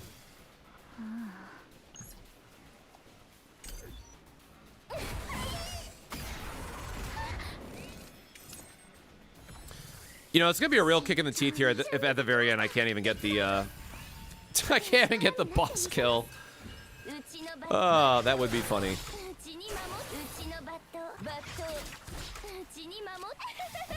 Anyway, we'll save the enablers for the next turn.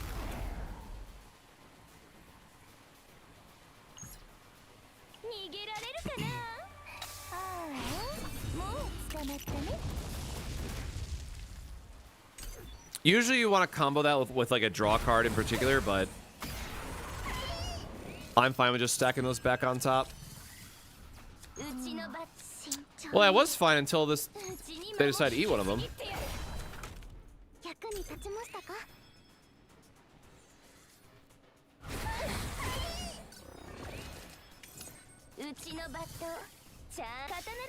Do I have an attack to draw? Jesus. I mean, at least we can do good damage with even any one cost that we have because Yuki is so geared up.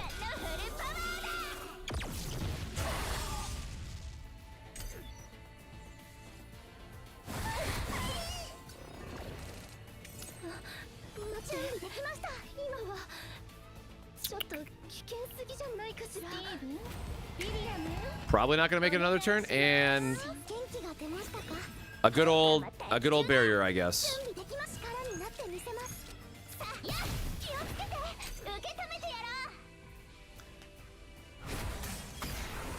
All right, come on, anything from Yuki.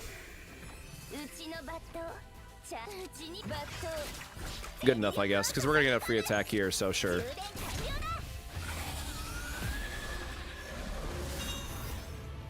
Oh my god, that was our big reward for clearing this. I hate you so much. Oh man, whatever. It's not enough.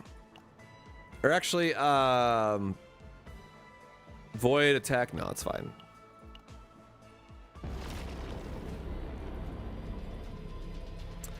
All right.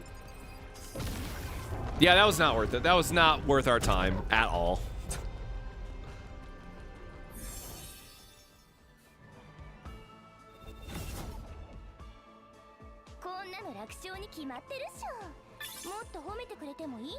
Yeah, we got like, you know, 30 extra orbs maybe and like 100 extra white fragments. Yippee.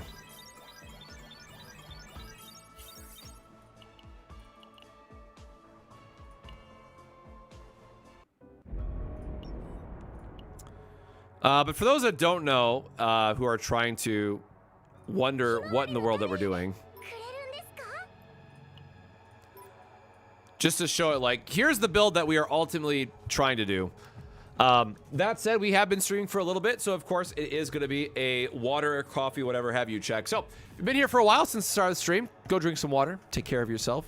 I'm not asking, I'm telling. I'm going to go start some coffee, and we're going to keep going. I mean, we're not stopping until we get this barrel build put together, so I'm going to, like I said, get a little bit of coffee just to remotivate myself, because we've had three very cursed runs now back to back. So we are going to take a short break, grab some water. I'm going to let this run in the background really quick, and we will be right back.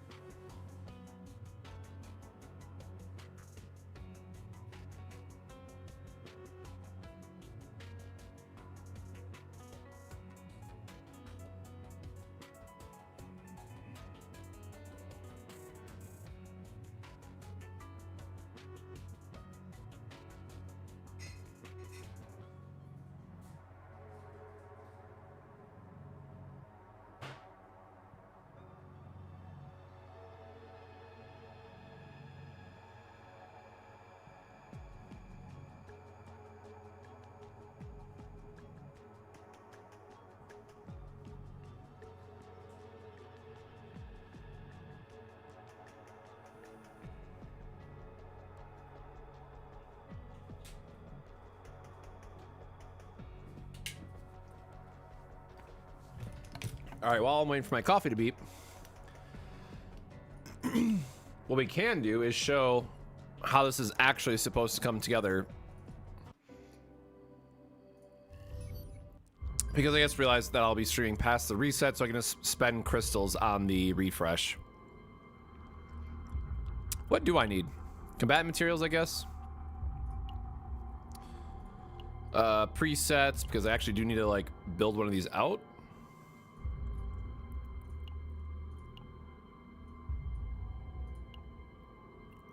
Where is... And then unfortunately I don't have somebody for the third one yet, which I guess I can just use her save file.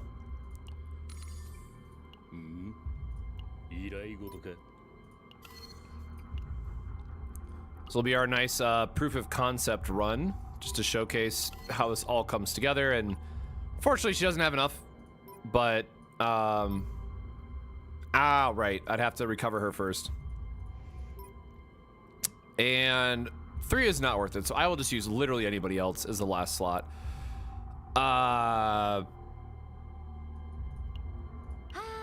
Sure. Oh, he doesn't have a partner on. Whatever. We'll do it without the weapon equipped. I mean, it should still work enough of what this is ultimately trying to do, because they're both going to have the fragment start. Goes into the next team. Now, see, this is where I would need to have a full hand of the next person, because now I'm only having 2.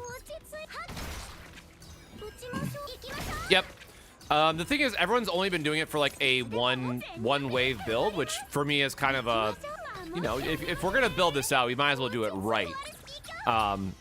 So this is not new by any means, but it at least allows people to farm these stages a lot quicker. But as you can see, you are gonna need 5 maneuvering fires because you want a full 15 to go into the deck and be on top of the deck. So at least for the, you know, the one stage, if you want to try and sit there and just click every single time, then sure, you can just do, you know, 20 stamina at a time. And you can see, like, how fast the first 2 went versus now it's like, well, it's taking a bit longer here, so. Yeah, I'm hoping that a third character will be enough so that the final wave is only 4, but getting 5 maneuvering fires in a build is rough.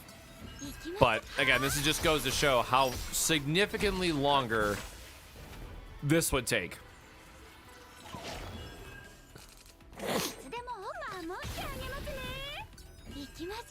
And again, this is just the this is auto. Obviously, if we were manualing this, that we could do it a lot faster, but we are at the mercy of going through and letting this do what it's going to do.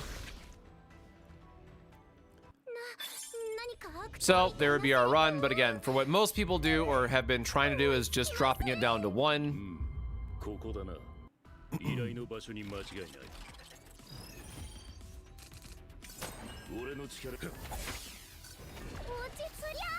And done.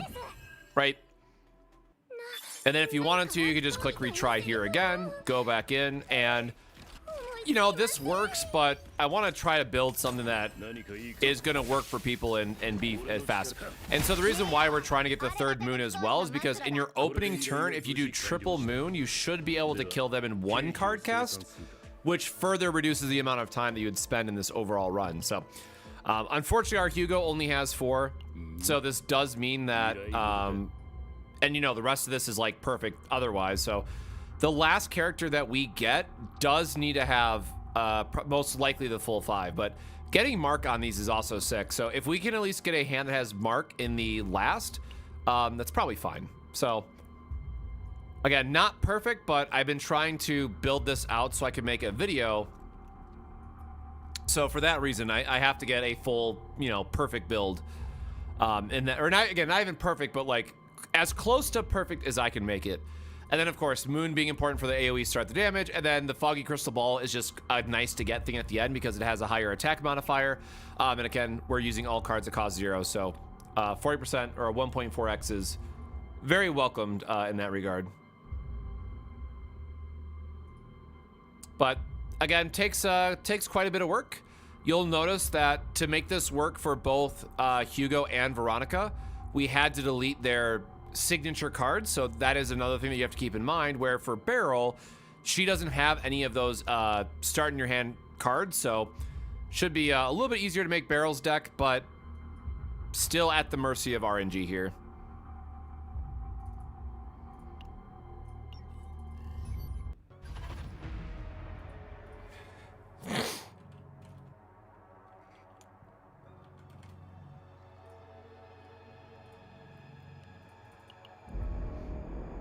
Oh. Well, it looks like we do have to loop this a bit again. So again, we only need tier 13, so tier 12 plus Nightmare to get what we need to get. No, I'm not gonna do 50 HP minus.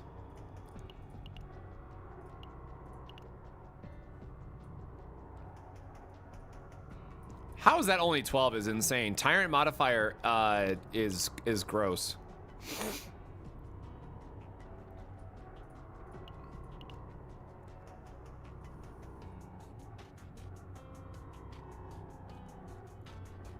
Tier 13 and regular. 8 elite areas could actually be very good for what we want to do, because that will help us find like the various equipments that we need. 2 fortitude every 3 turns does kind of suck though.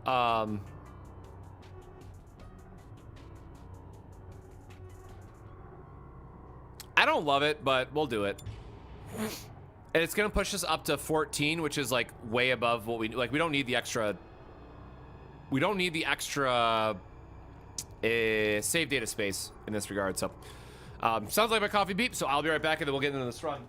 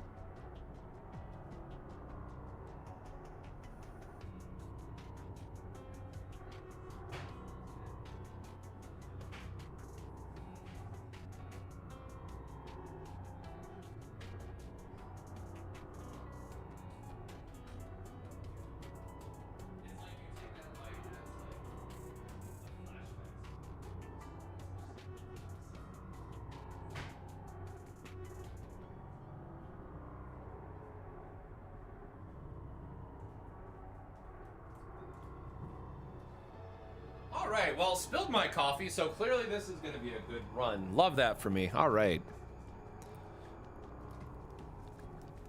That's how you know it's the day is just cursed. I think this is not a Chaos Zero problem. This is a me being a unlucky idiot today problem.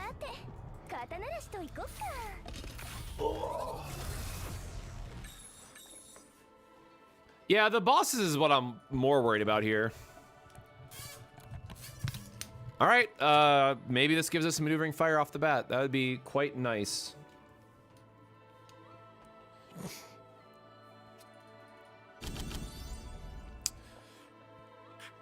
Oh, never lucky.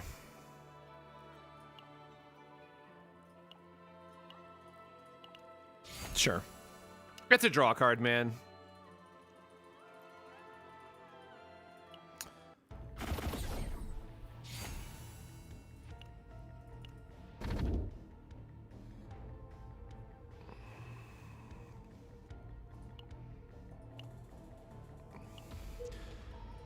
Try to take the legendary equipment. Oh, I just forgot we did the elite battle though.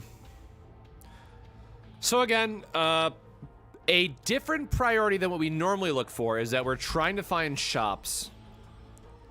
Oh god, no shop before the first checkpoint is usually a bad sign. We're looking for shops and elites. Okay, we at least got one extra shop.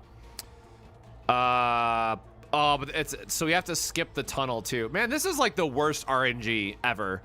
There is a tunnel here, which normally we would want to go into, but then we skip out on the shop, which means it's not worth it. So we have to go here, which is here, then here.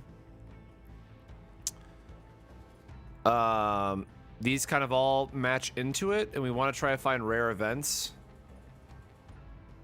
Up, up. Okay, so we can do either pathing from this point, right? Because all of them lead into this node, technically, right? All three of these lead here to go here, which is fine. So one elite, two elite, two elite. So both have two elites. Which one has more rare nodes? One, two, one. Okay, it's. This is the stupid illusion of choice meme. They're the same damn routes. This doesn't matter. These are exactly the fucking same. Ah. All right. Like maybe one has less normal battles, right? But whatever. Who cares? Just got my ass with that.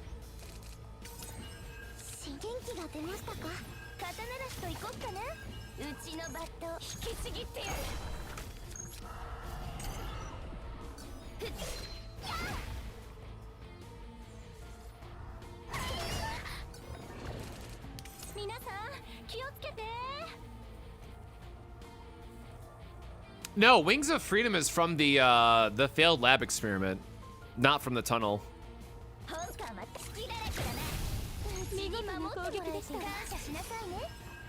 If you're talking about the item I think you're talking about.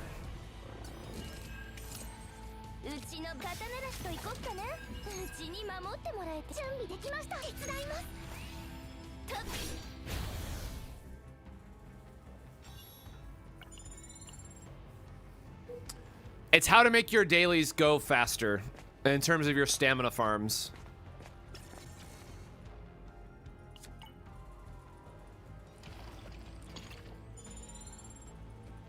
Again, I'm always taking credits in these events because we just need so much for the shop refreshes. Oh yeah, we can finally rest at checkpoints.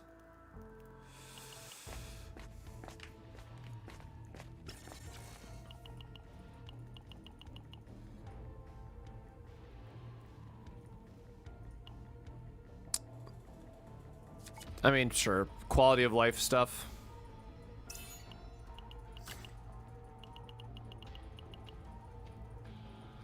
I do like the evade one, if strictly because there are some elite mobs that do like one really big attack for like 500 damage, and just avoiding that first attack is such a makes the run a lot easier.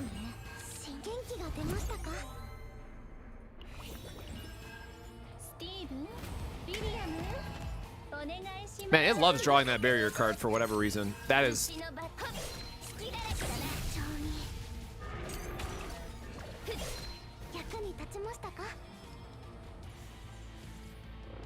I already forgot what modifier we picked, right? Oh, the extra legendary.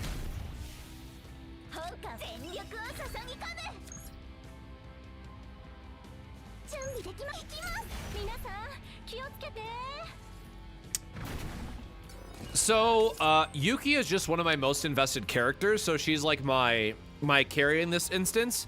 Mika is just, you should always have Mika in your team for chaos runs. It's just nice to have. And Barrel is our target for this run in terms of like who we're trying to make save data on. So I bring this up a lot, but like the way that you should be doing your chaos runs is you have a carry, you have Mika, and then the actual person you're trying to get save data on.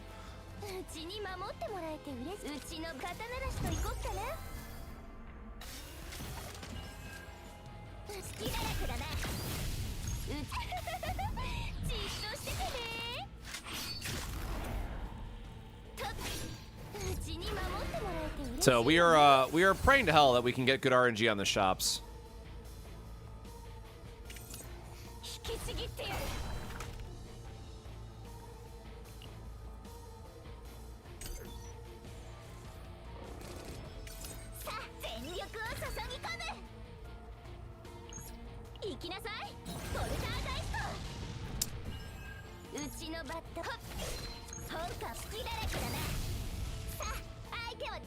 Now, unfortunately, we're not going to be able to do enough here, it looks like. So we're just going to take a... I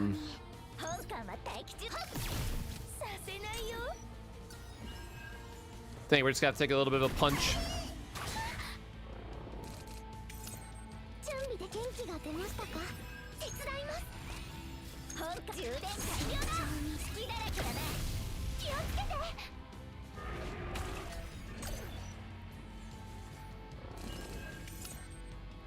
My God, can I shuffle back to my actual attacks, please, and thank you?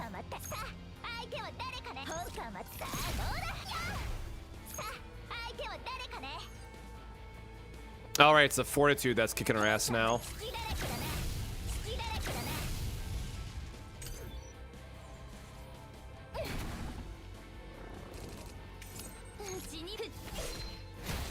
Yeah, again, if you get some slow draws, though, it's definitely going to hurt us. So this is one that we're going to try to very aggressively find stuff for Yuki to increase her damage, but everything else is still getting thrown into the pile for more credits for us. Getting an early Yuki weapon of just like literally any attack is going to be important here.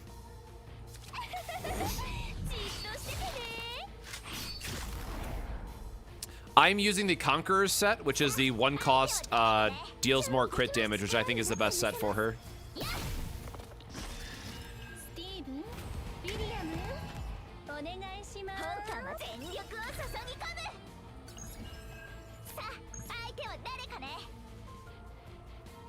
Was it the next node? Yeah, the next node was the elite, so I do want to save her ego points for the next shuffle.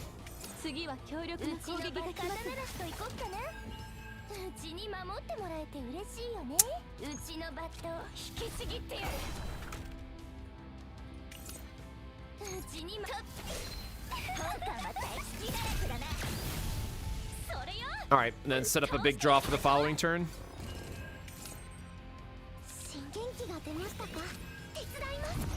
Yeah, really need some, can I get some attack cards here, please? Please and thank you.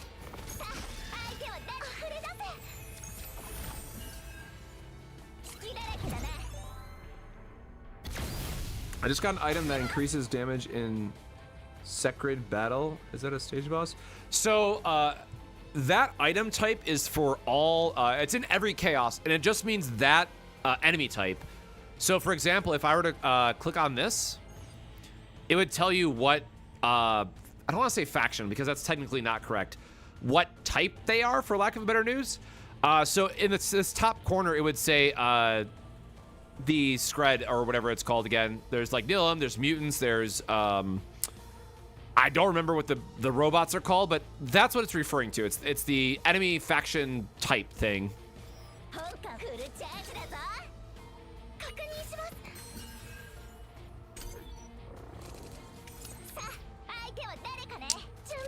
Let's make sure we heal up to full, and then we'll...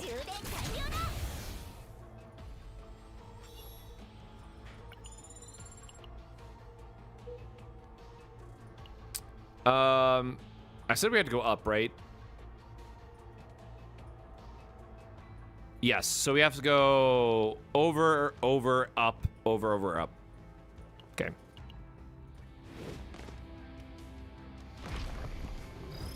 Is it the bugs? I couldn't remember. Could not remember which one that was. Ugh. I guess we're gonna do this first.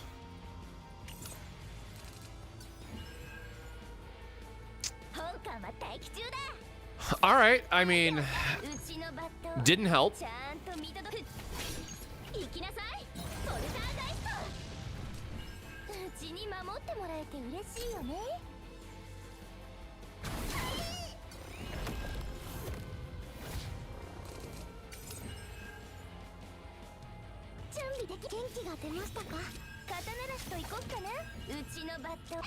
I mean, Iceberg Cleave's at least nice to draw into here.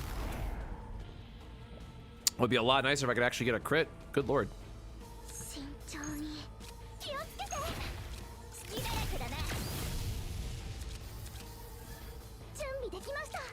And I'm trying to hold the Trickery Strike here until we have an inspiration that we need to trigger to deal more damage.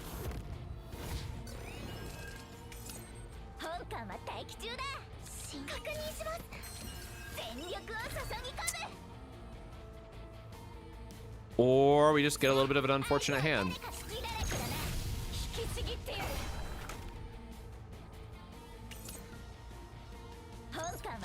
Because I wanted to use the camouflage here to try to draw into it on the next turn, but that means we have to get rid of those debuffs in our hand. So that was turn 3, which means they're going to start getting more defense.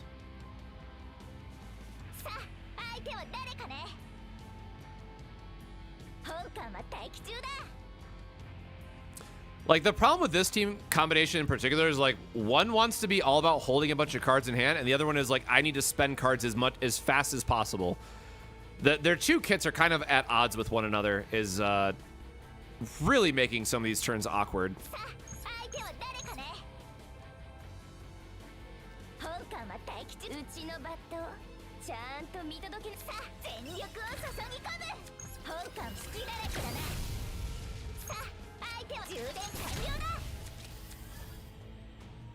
Oh, wait, what? Hold on, what did I just do? Did I actually burn the thing first instead of... Did my brain just... Yeah, okay, my brain just skipped skip there for a second on how I wanted to order that.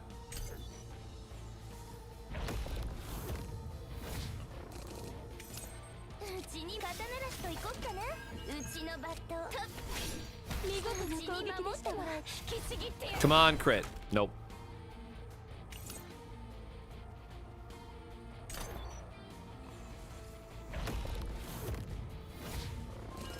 All right, well, we couldn't play that perfectly, but this is like what you start to get worried about, is like this just starts filling up your hand with junk, which is not where you want to be. Please crit to let me skip the animation. 9 HP. Ugh. What forbidden card best on Veronica on supporting Mei Lin? None of them? I guess if you did a precision aim with Eternal Hunger, I guess that's probably your best build that you can do with it. I'd have to look at all the forbidden cards again, honestly. I don't think Veronica actively wants one of them. Shield doesn't matter. I'll just take the credits.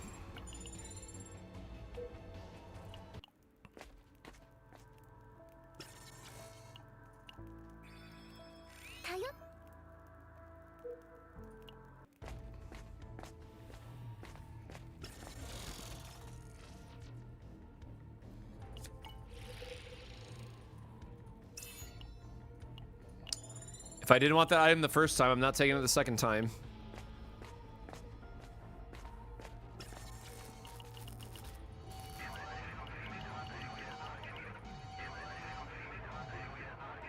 I will say they did a good job with the events and like more of the storytelling that happened in this chaos in particular. So really did love that. We don't need buffs, so I'll just take equipment here. Sure, man. Game is definitely not doing us any favors.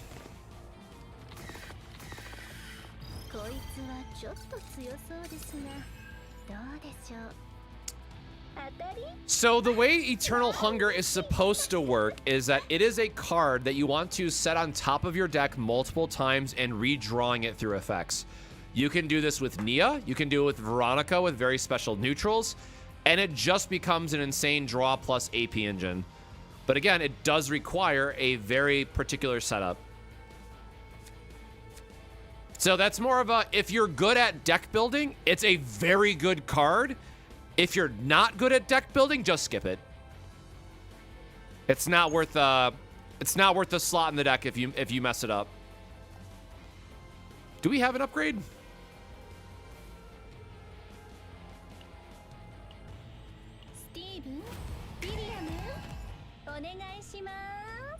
All right, I deserve that.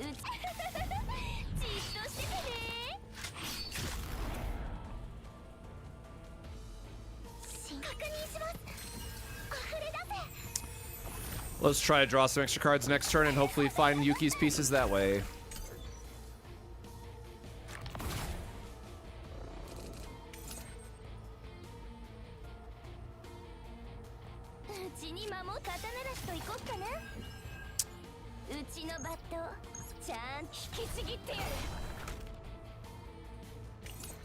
I guess I could have gone for the discard there all the same. And I'm trying to be very careful about spreading the damage because, again, they're going to get the Fortitude, which means I want all of them to be low instead of one guy having 100% of their HP, you know, by the end of it. And of course, it didn't draw how it should have.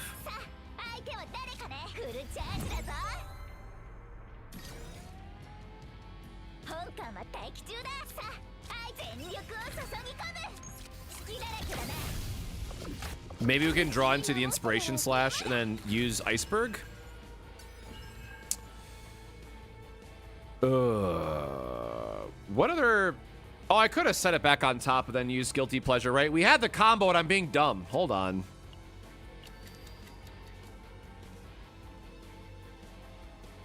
Yeah. So what we're supposed to do here is Yuki into Guilty Pleasure. So, like, even how much I play this game, I still mess up stuff like this. So this allows us to put the Iceberg Cleave back on top of our deck, which means we then get the benefit of it.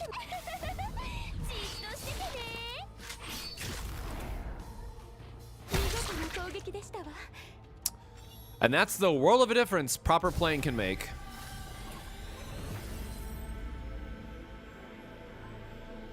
Man, that's twice that that's given this to us.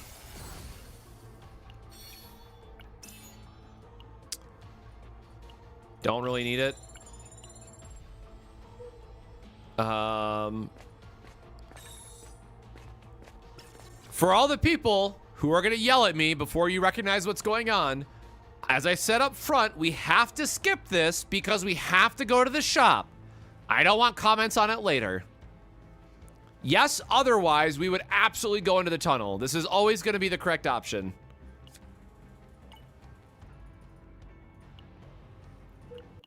But that's not what we're here for today. The irony of it giving us the confiscation right after right after passing up on tunnel. All right.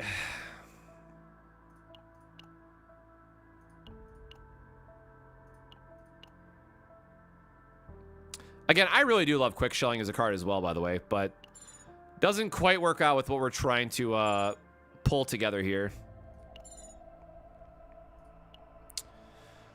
Again, great to see Moon. I would never buy it this early because it just ruins your ability to refresh in future shops. We also have a very elite heavy field, and we have another shop back here. So yeah, this is just a skip for now. Oh wait, we don't have a single maneuvering fire yet, do we?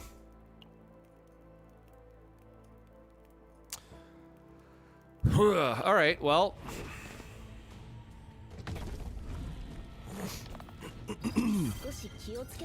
Yeah, distant screaming in the background is usually how it goes for me.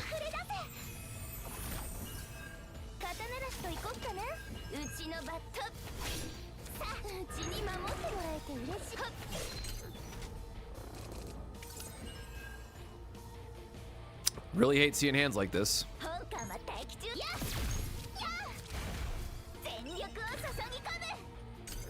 Then we have to use both of these next turn, I guess, before he gets the damage reduction.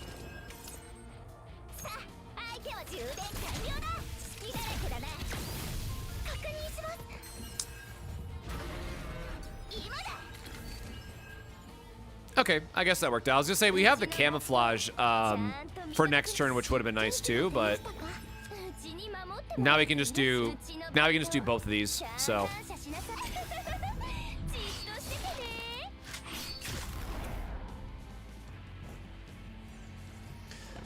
And again, we took it just for the early draw engine.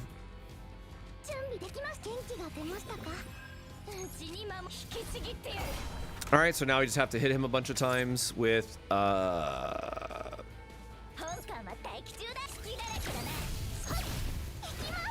guess we're doing it that way. That's fine. Wasted our slash there, but like we take a lot less damage, so you know, worth it, I guess.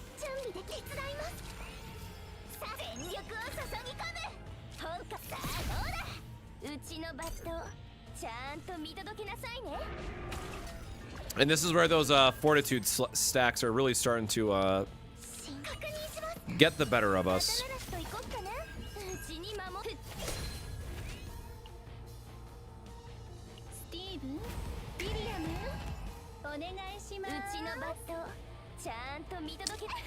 Yeah, that's doing a hot nothing damage-wise. The crit, you know, still doing us a solid. It's 4 points that way, I guess.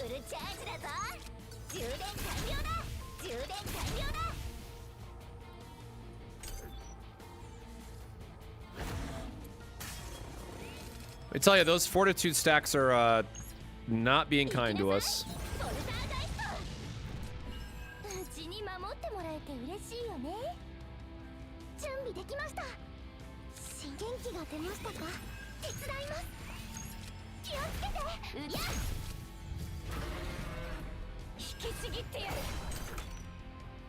We're just gonna start throwing every damage amount we can at these guys, because again, our stress is also getting a little wild here.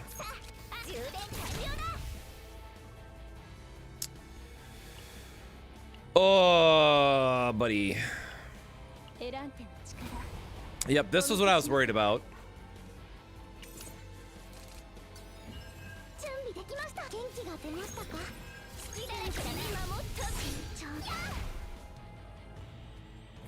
Barely alive. God damn, dude. Ugh. Yeah, who cares about Yuki popping, man? We're dead. Because we're not going to have the attacks now in 2 turns, which is the... Oh, man. Wow, she really decided to pop up for us, huh?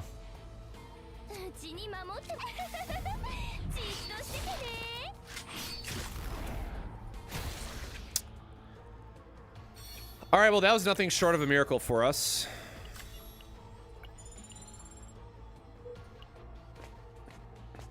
But again, none of this matters if we don't get another copy. So, or we don't get a single maneuvering fire.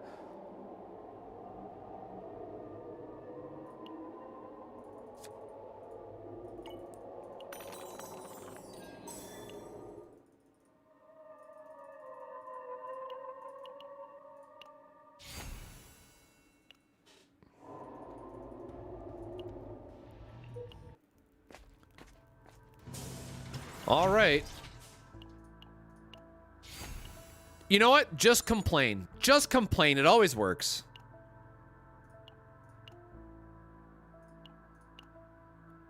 Like, surely the game won't give me a second one because that would be way too generous. Oh, by the way, this is the card that I was talking about. If you're trying to build the Internal Hunger and you want to build something with you, Veronica with that card, you have to have this. This is an absolute mandatory to run if you're trying to do that build. And even then, I would not recommend it because it's very hard to put together.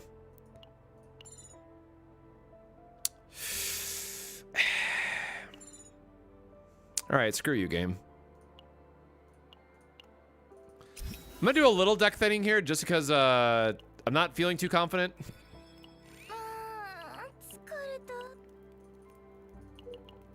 But you know what? If we get the copy here, we're probably fine, but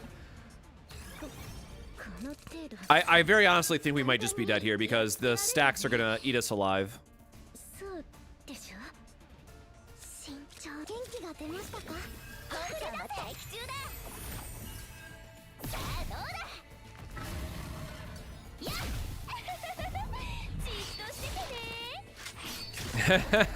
Exactly, Jowser. Surely if I just complain loud enough, it'll all come together. Or I guess longsword there would have done a little bit more damage. All right. We need this Nyx to save our ass. Something fierce.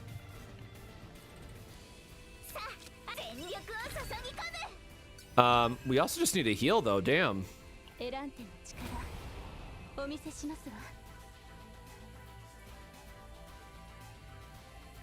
I guess at worst we can camouflage if this whiffs. Well, definitely didn't whiff, but not what we wanted either. So we have to cycle through. Man, this sucks.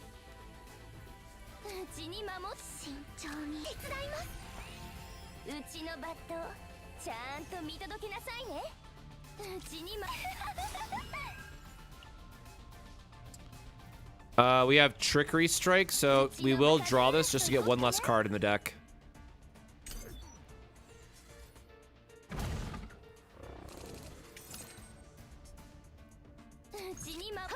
Okay, the extra draw gave us something, I guess.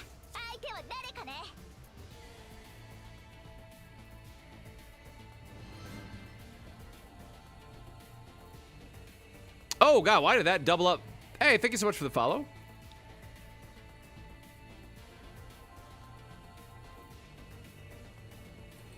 All right, hopefully I didn't break something in the background, those integrations.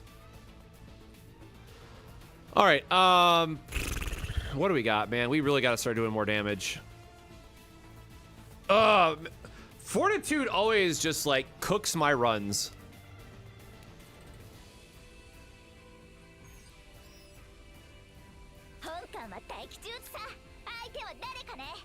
I hate that this only gives you one attack card. Like, I'd rather always just use a 1 point of damage instead, which is what I think we're gonna do here.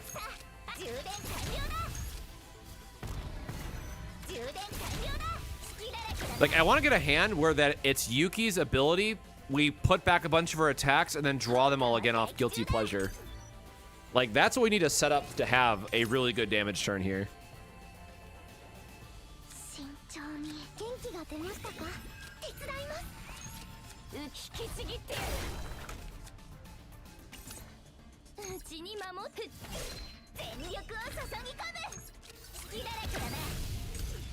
Yeah, I think we might be cooked here.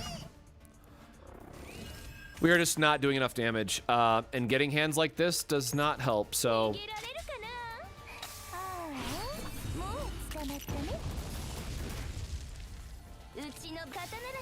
can draw one this way and then potentially draw another one this way because we don't have an upgrade in the deck. So that was probably the best that we're gonna get for looping her damage in a turn. And if we don't, oh god. Yeah, not getting crits has really been hurting us this run.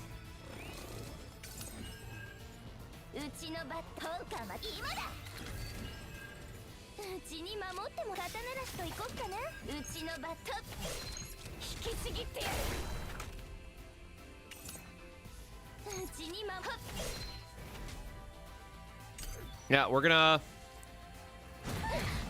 Oh, this is a race against time, and we are not doing a lot of damage.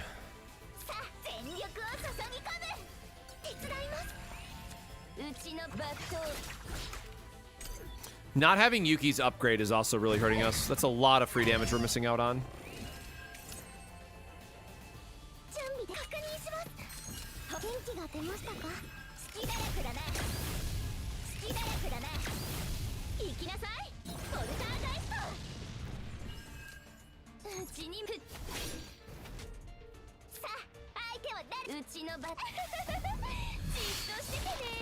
No, I think this is another failed run.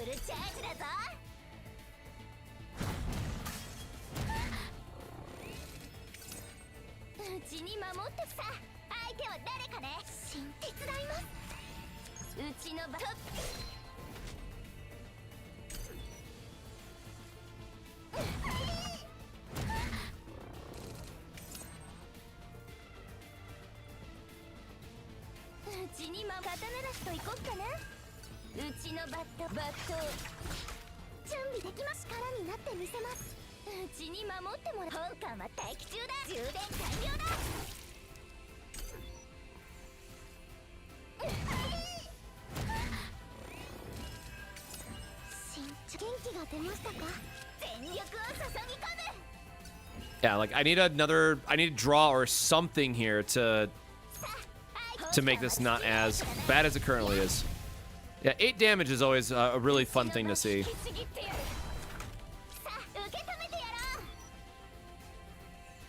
No, again, this is why I hate Fortitude.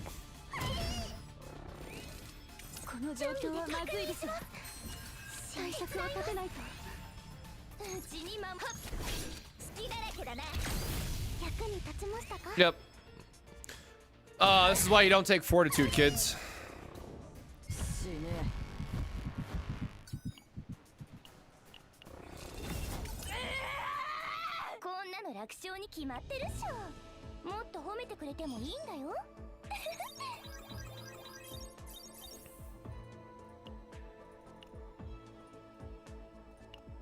I don't think any of that. Well, we only got the one maneuvering fire anyways.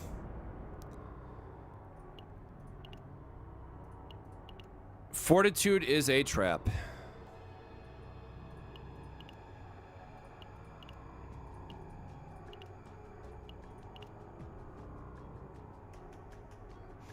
And then you get absolutely free ones like this.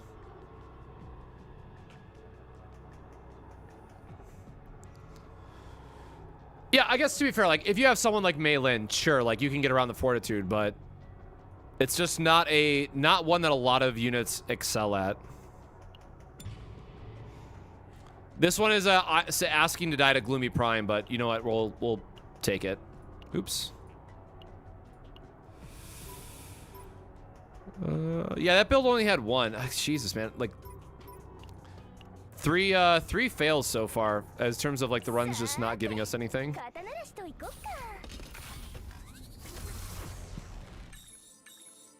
It's extra painful, and this is the last build that I have to do for the video.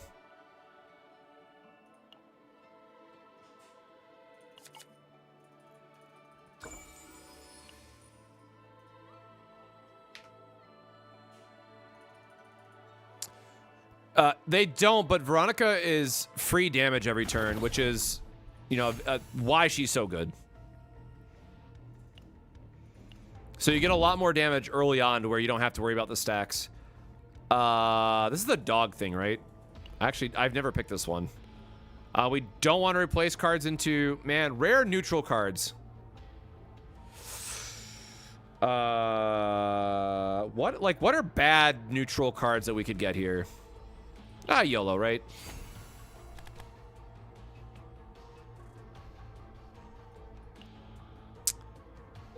Well, that wasn't nice. Shop down here, but no elites. Damn.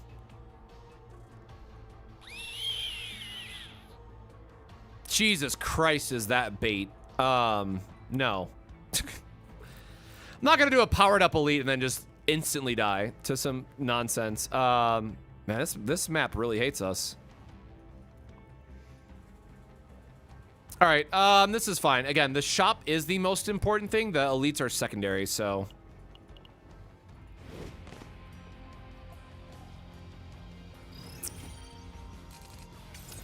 Actually, which cards got changed again? Just so I know.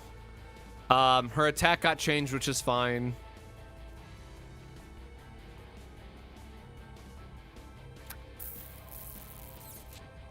Oh, I guess that kind of worked out for us. Like, this is actually really good for Yuki. All right, you know what? That could have been worse. Could have been worse.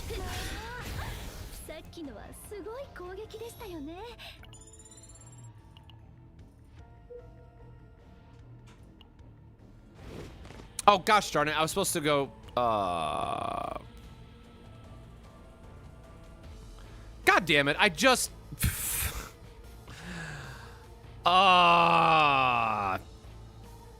Can I fix this? Can I fix this? Sure. Man.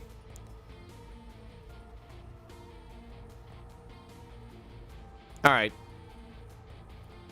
All right, we have to go up here now because I just screwed up.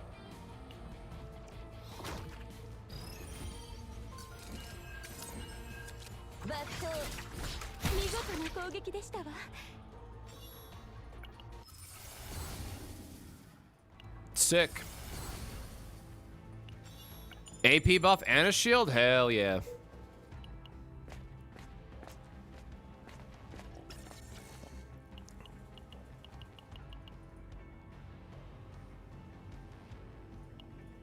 Yeah, again, always taking the quality of life thing for a run, even though I normally don't take a lot of items.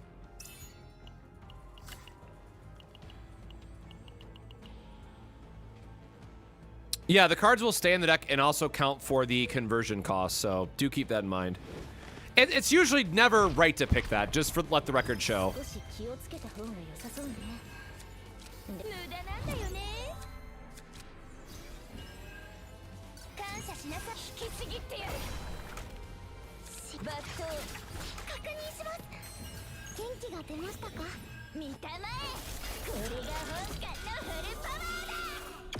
Yoim.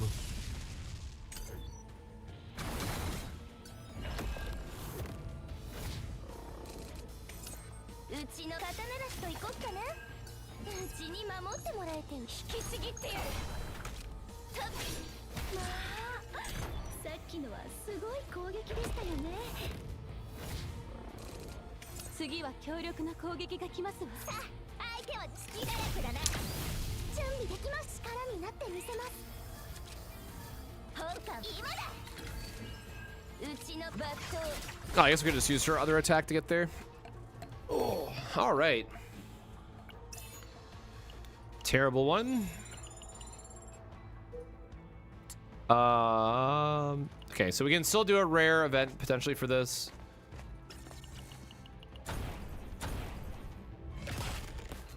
Oh, I guess if this has the health down one.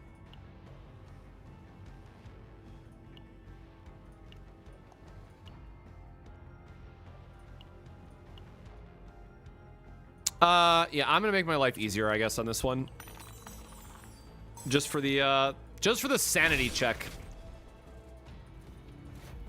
Like, taking the 80 credits there is always right, but like my runs have been so cursed today that I am just gonna take the I'm a dumb baby.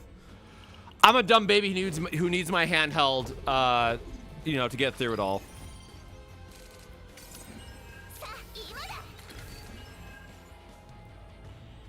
God, okay.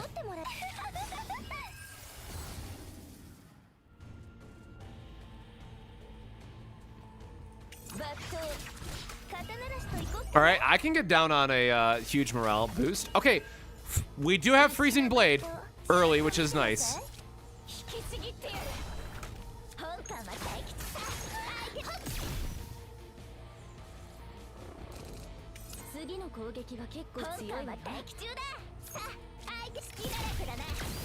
Aww.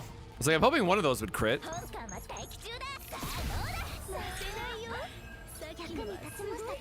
So I'll say a little bit of healing with the extra action point.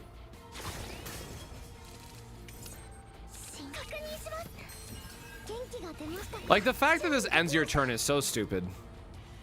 Although this is now a perfect example of a time where I could use this card, actually. Because he's not attacking this turn, so...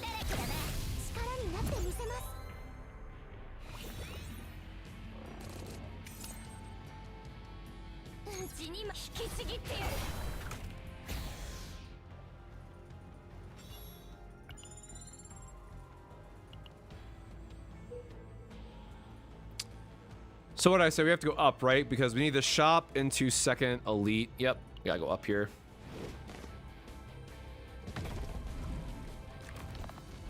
結構手強い戦闘になりそうですわね。慎重に行きましょう。 Me, sorry, checking on. Okay, that can wait. All right, freezing blade. It's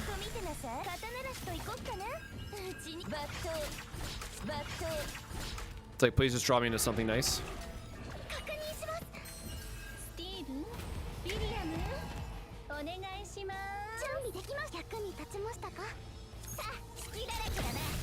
Do you think it's possible to play this game anytime you feel rather than the usual gacha everyday grind?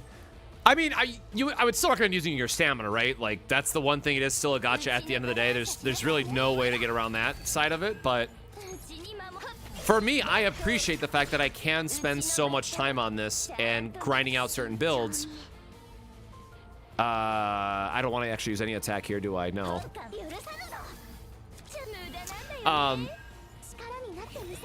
Making sure that I can always like have new chances to play. Like, I love this for being a gacha that I can spend significantly more time playing than any other gacha if I want.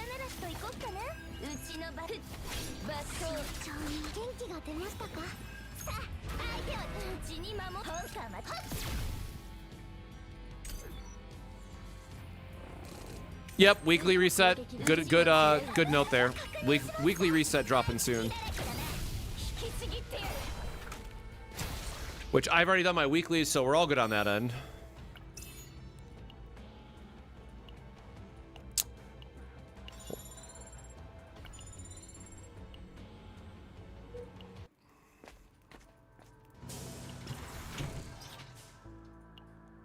All right, let's see if we can get something this time. Torture Wrath is also fine, just because it gives you extra mark. Not as important here, though.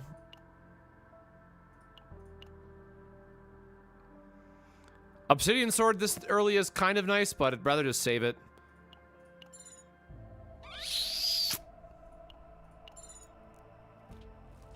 Moon of Destruction, there's no way I'm buying it this early because it has, you know, it's going to eat up my entire cost here, and it's more important for us to find the Maneuvering Fires.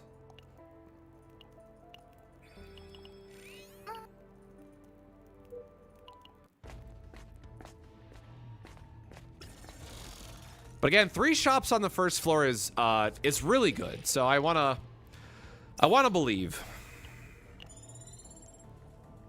I want to believe.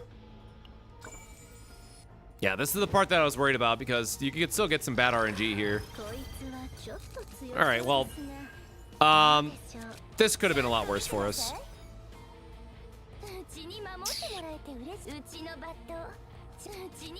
I guess if I was going to do this, I should have just committed to this first. I mean, yeah, I definitely want more morale buffs in this case.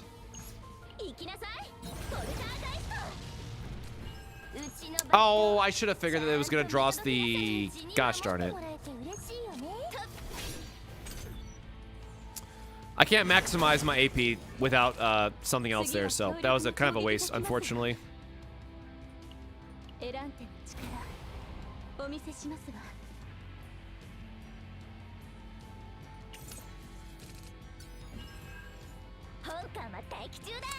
Okay, we're gonna shuffle again here. Oh, we don't have the overhealing yet. Shoot. Yeah, we're gonna have to just give him a lot of stacks of fury here, unfortunately, but we did get to loop our entire deck around into the attack and then realize that we kind of have nothing else going on for us with this hand.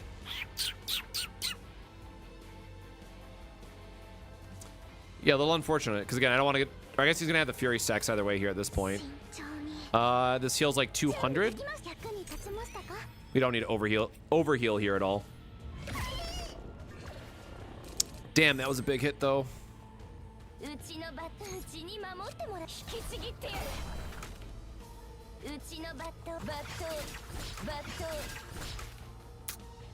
That's still a lot of damage, man.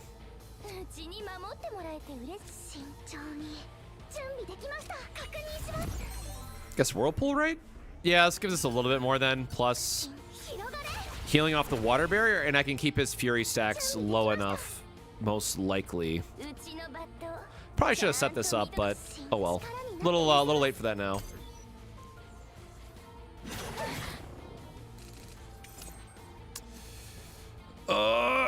Man. Really not helping me out here, game.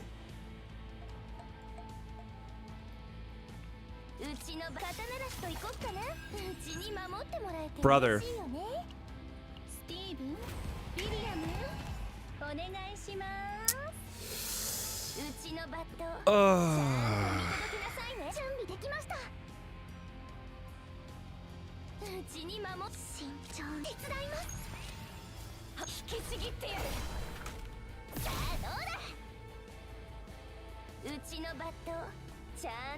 No, because he goes up to 5 at that point. Yeah, I guess we just have to eat and attack. How much healing can we do on this turn? Because no matter what, this is killing him. No, I guess we can't. Yeah, that's why I want to avoid that guy. Oh, sure, a monster card. How nice of you. 2 weaken, 2 impair. I don't think I've gotten this card yet, so I have to take it just for the collection reasons, but it is a 1 cost. Oh, hold on. It is a 1 cost. So Yuki does buff it. Am I keeping? Wait, what deck do we have for her so far, right? Ah, no, this is getting deleted. You know what? Fine. Yeah, I've come around on it. This does not help us. I'm gonna take it anyways, just because we kind of need a little bit of health to work with. And then we need to go to the shop. So I guess it doesn't matter which one of these two, because we're gonna go here and then normal. Oh shit, I guess it did matter. Wait, there was a tunnel? No. Why is a tunnel appearing here? Gosh darn it.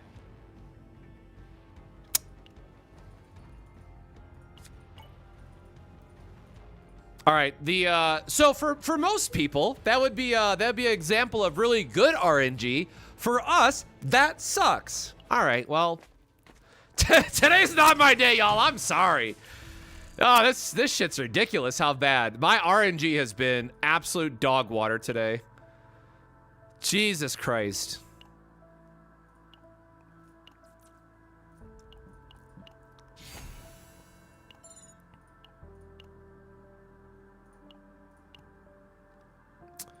All right, well, we got 1 maneuvering fire, so that's something. No, I guess none of that. I'm about to take a Torch of Wrath just so we can get some more damage, if I'm being super real. 71 takes us down to 110, which is not a lot to work with. How soon is our next shop?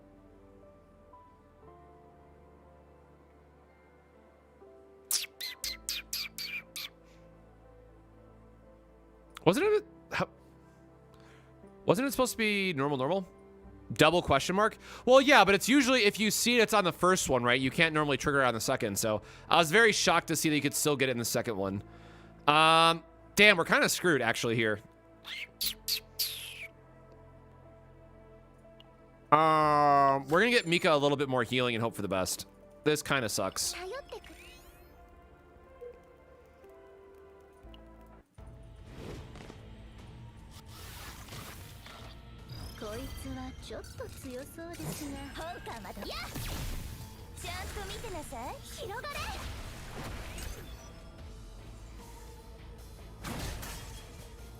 Yeah, this would kind of really need that weaken card real fast.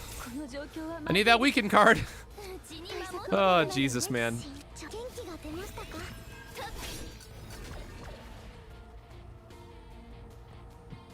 Okay, so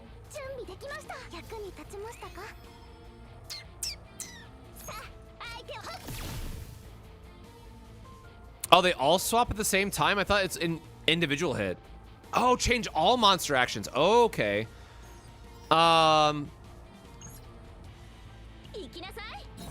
Okay, well now I'm curious because I can still do a couple more resets.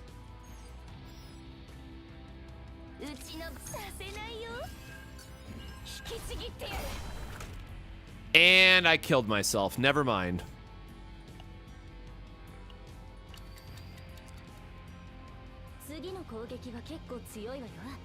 So let's not do that. All right, that was me pushing my luck.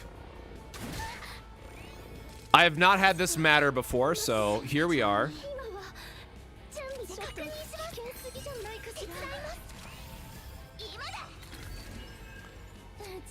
I kind of just need to roll the dice here on what they might get. Debuffing is fine. Absorb one random card from hand. That's rude.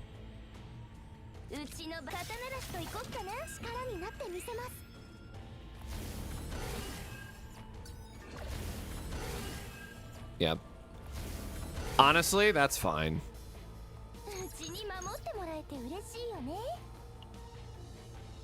Oh, yikes. We're likely not drawing into our...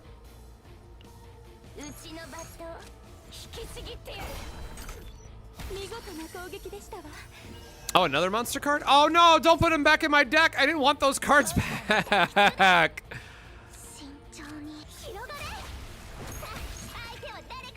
Okay, I guess that's fine, actually. Jesus.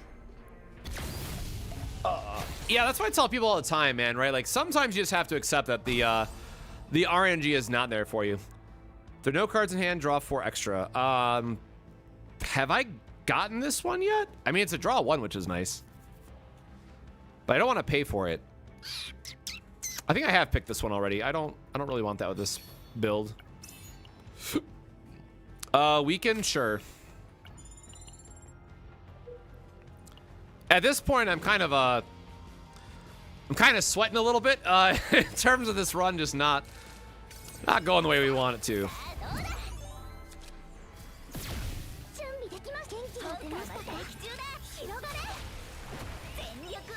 Does Felipe and Mei Lin work together? I would absolutely not put them in the same team.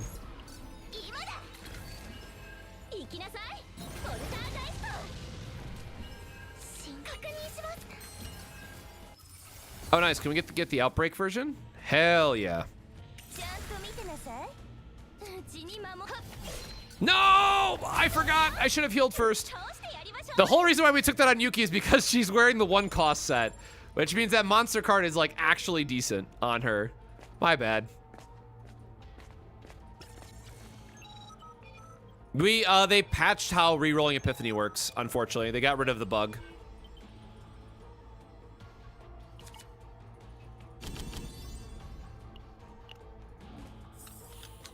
All right, always try to take the card selector here, but unfortunately we did whiff.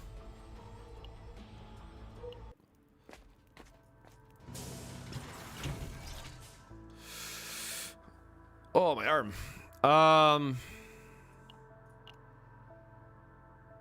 Damn, we only have 154.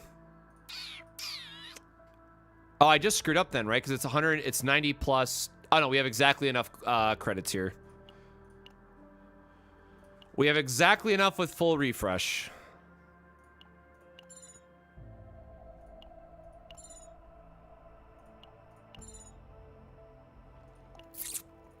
Nope. We only have the 1, right? Okay, we can still get a copy. We can save this.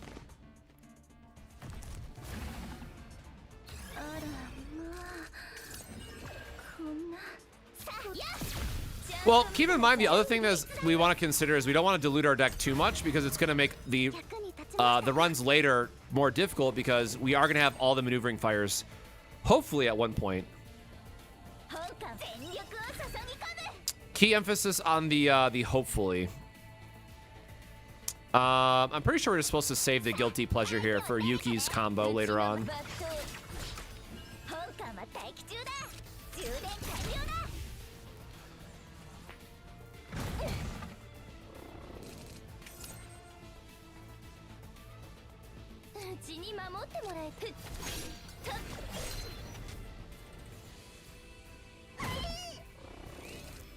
You know, getting to loop the weekend is actually kind of funny now that I think about it.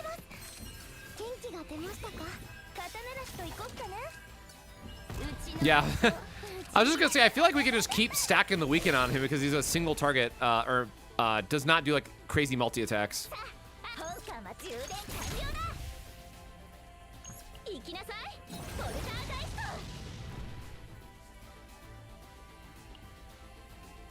Oh yeah, we have not gotten her iceberg yet, have we? Well, that feels bad.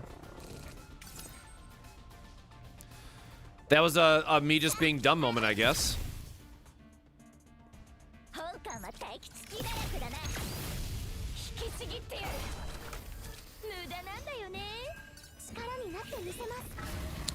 And again, unfortunately, Yuki is getting close to a breakdown state here, so that's like another reason why we want to save the try and save the guilty pleasure.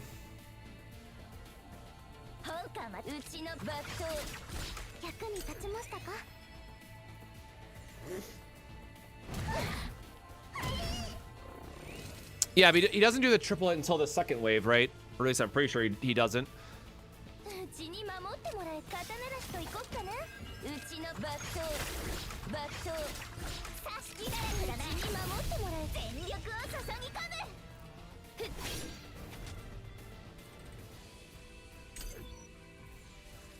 All right. Time for Yuki to go in a timeout.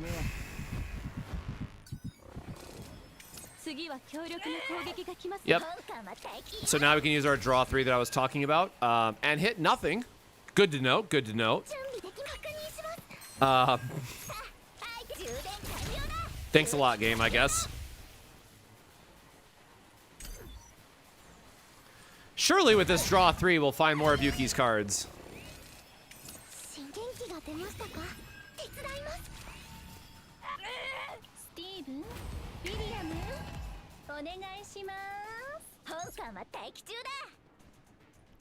Did he do it on turn 3? I was not paying attention.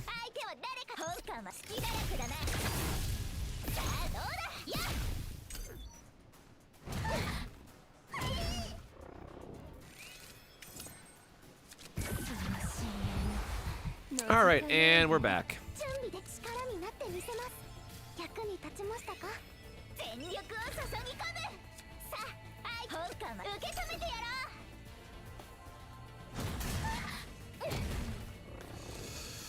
All right, let us get back to hopefully dealing some damage and killing this guy kind of fast because it's starting to hurt a little bit.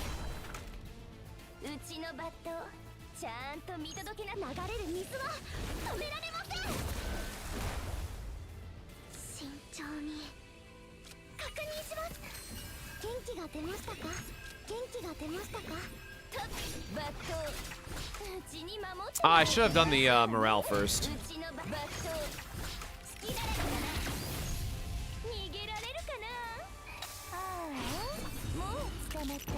Oh, damn, close. Needed that to crit.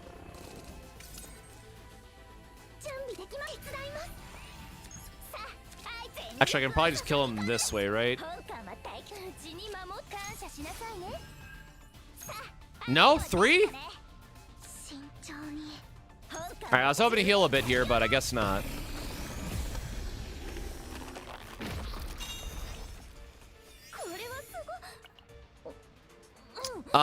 And we don't get our duplicate, unfortunately.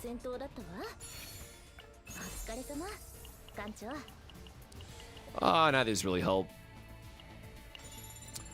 I mean, I've learned a long time ago to not trust what's on Pridem's website.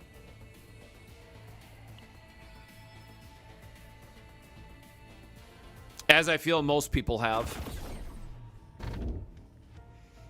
It's a great website for a lot of stuff, just not tier lists. Yeah,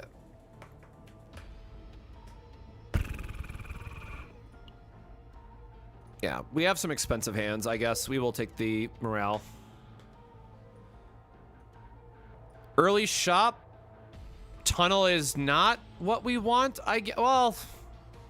Oh, Jesus. We're not avoiding a tunnel, are we?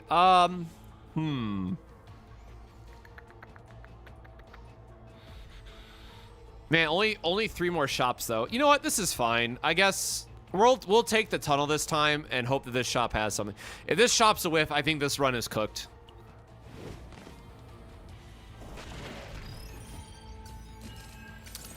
Yeah, Yuki is definitely a lot better than a lot of people think, but I also understand that a lot of people don't want to build her the right way because they either don't have the units, don't want to take the time, or just don't know how to build her the right way. So There's a lot of factors that go against Yuki, and none of them are with her kit being bad per se, which is the difficult part.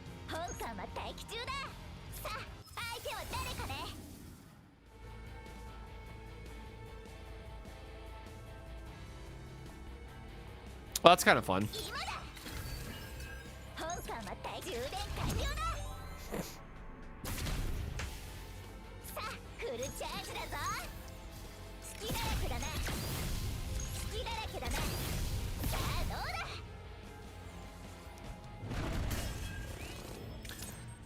I mean, I know Sue that put out a really great video on. I haven't watched all of it yet, but oh damn. I know Sue put out a really great video on Yuki, but like the challenge for a lot of people is that oh, we have a lot of morale. Yuki is very much like if you try to mix and match her epiphanies between the different builds, you'll deal 0 damage. So I very much agree with the devs that they recognize that some of her epiphanies are just dog water, and I do hope they change that. I will say if there is something wrong with Yuki, it's more that she does not have as much build flexibility or good epiphanies as some of the other characters. But in terms of like a pure damage potential and when she actually gets going, she's very good.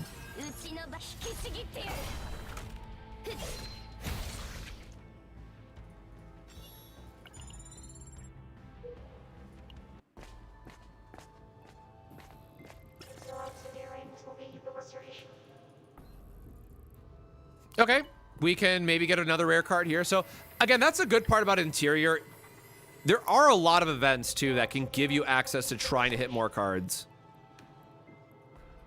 Or again, you just realize that everything's awful and the world hates you. Those are both real possibilities, right?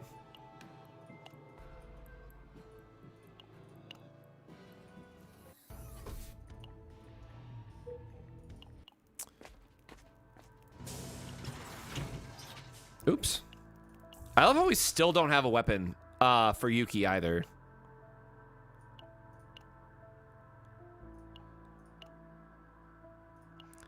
But again, all that matters in this run is that if we actually find the card that we're looking for.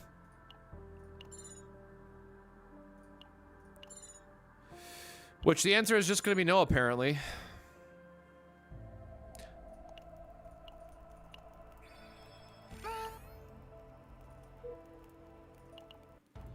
Man, I was really hoping to get like close, y'all. Like I surely thought that we would have some luck in making this all come together, but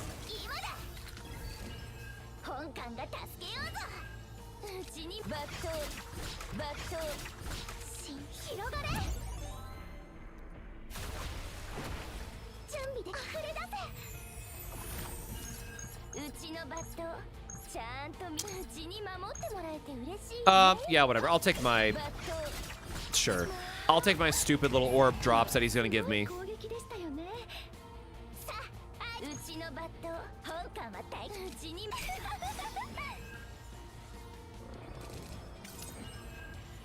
Did he seriously not drop orbs? Did I like just look away at the wrong time?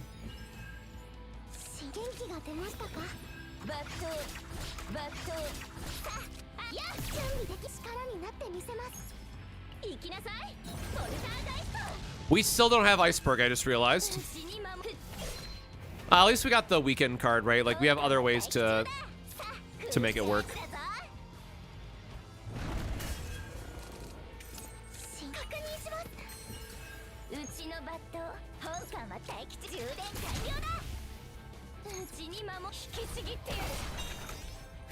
Okay, so there we go. There was the extra drops that we were looking for. Sick. All right, well, there you go. That's a very good reason why I just never buy Yuki's weapons when I'm doing a carry for somebody else, or when I'm trying to do like this build in particular. As long as, you know, you have average I'm not even gonna say good RNG, right? As long as you have average RNG and you're a good player, you should never have to buy a weapon. There's no reason for you to buy a weapon for Yuki in like in this scenario.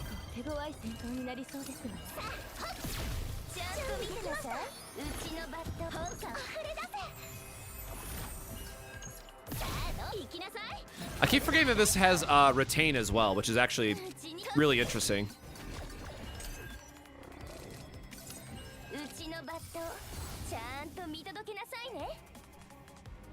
Damn, dude, we're actually getting like some decent combinations for her.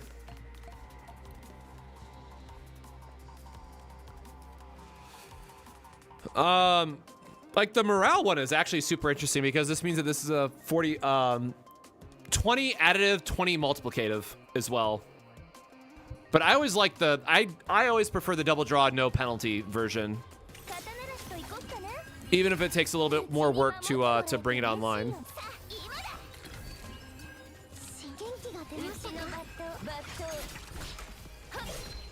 Okay, or just do enough damage.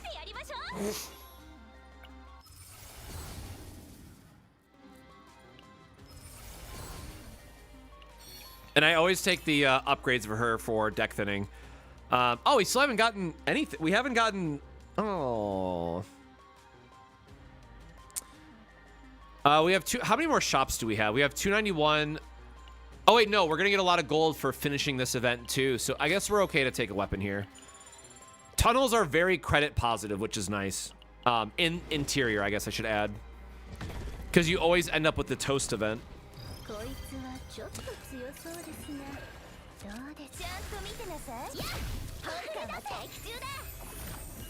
I know I'm maybe the bad person for saying this, but I almost kind of wish there was more RNG on interior tunnels, not exterior.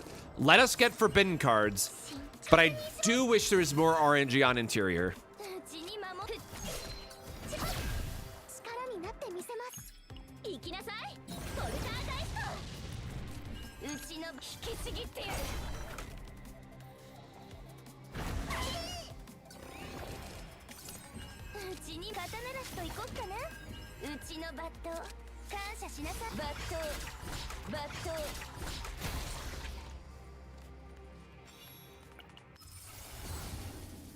Bro, I don't know which one of these is right. It doesn't matter for her.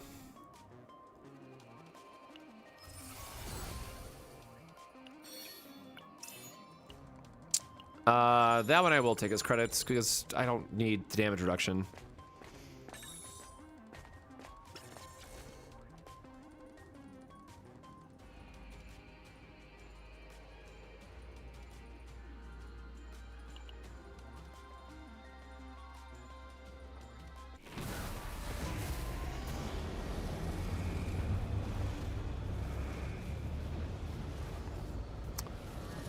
Holy shit, brother.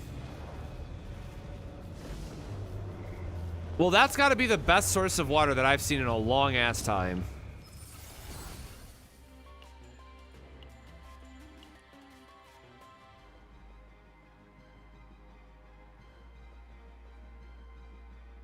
Well, there's no way we're getting copy events now.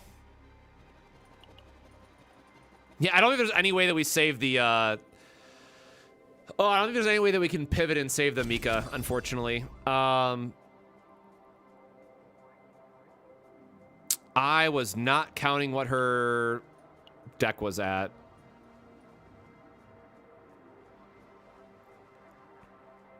I mean, it's low enough.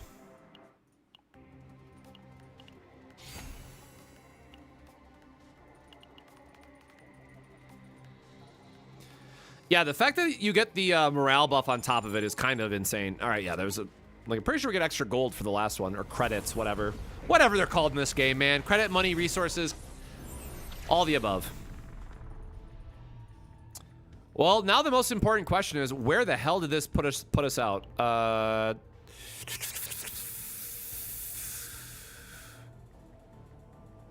Damn. All right, we got punished. We didn't get the shop.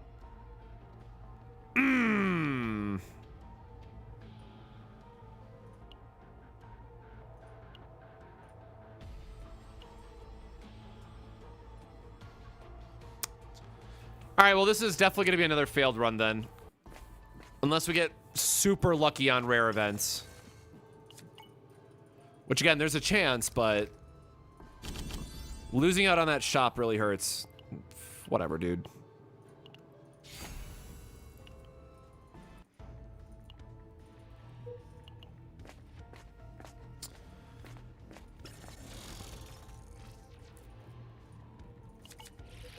I mean, we have more than enough credits at this point, so sure, everyone gets stuff.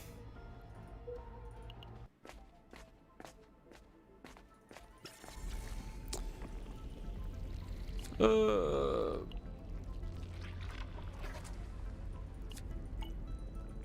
don't want to fight these guys. The run's already so cursed. I'm just trying to end it as quick as possible at this point.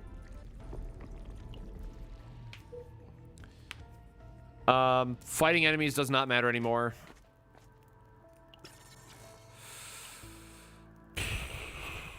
I'm gonna fall for it every time. I'm gonna fall for it every damn time. Just trying to cope out and say that maybe we'll get lucky off of the training.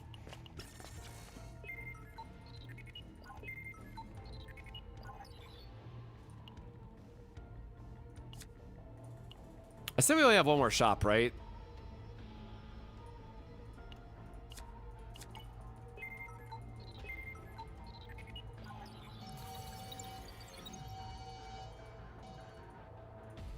We're just gonna do the normal ball or the normal fight because again, we don't have anything else to gain at this point. Like, sure, we could get the moon from an elite, but I don't think this is getting saved.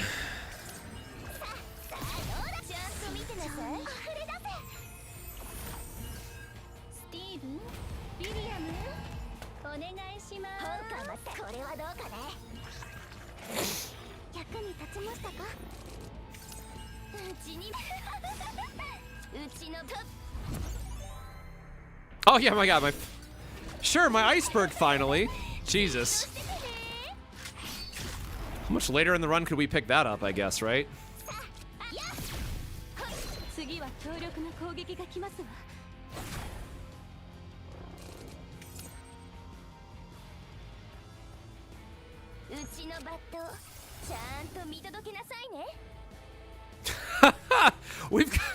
We've gotten like every morale buff this entire time, brother. Holy hell.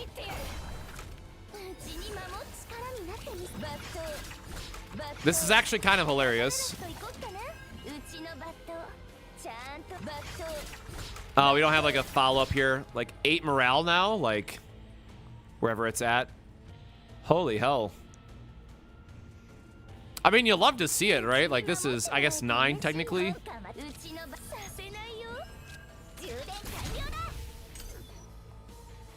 Yeah, all right.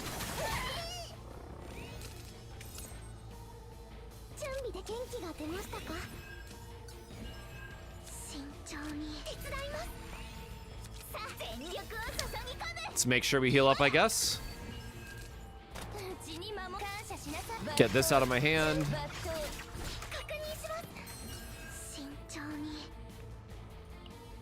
All right. We got all these buffs. Surely we can do more damage, so. Oh, wait. Hold on. We can get even more morale buffs. This is where I really wish we had a vulnerable, because that would be the last piece that we're missing to get all this damage to do funny stuff. Yeah, like that. That would have been insane. That would have been like a 3k hit with the vulnerable stack.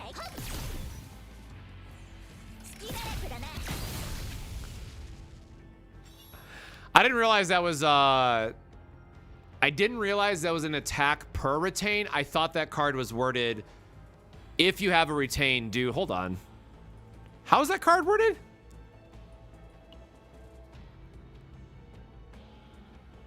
Huh.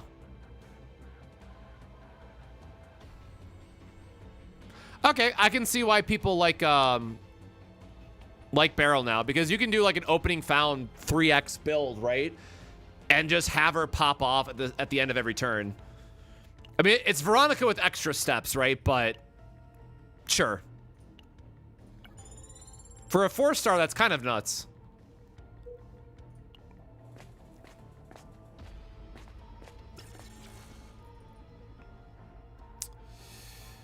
All right, are we... No, you're not doing anything. Nah, that's definitely not getting saved because of the stupid-ass monster card. Nope, we're just gonna try to get another rare.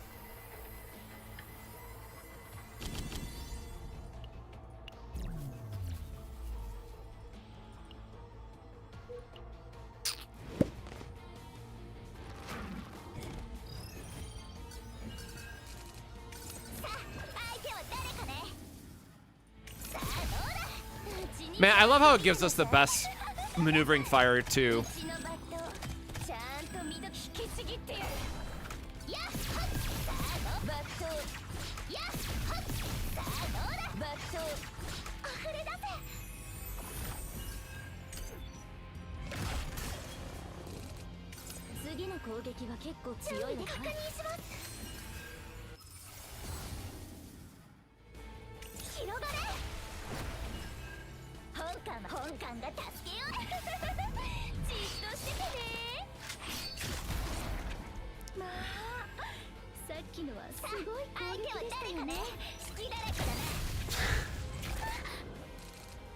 Yeah, like the downside, right, is it's gonna clog your hand up in some situations, but that's a pretty fun upgrade to build towards.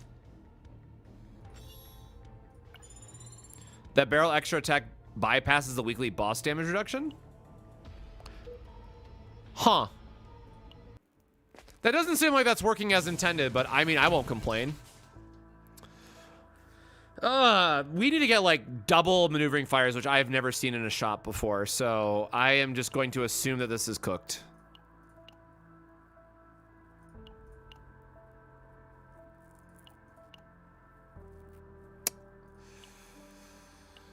Ugh.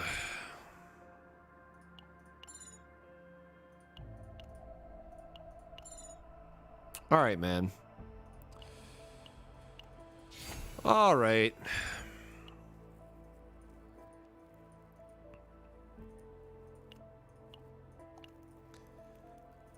Sure. All right. I did everything I could this run. And again, this is we'll finish the boss just to finish at this point, but we are 0 for 5 now.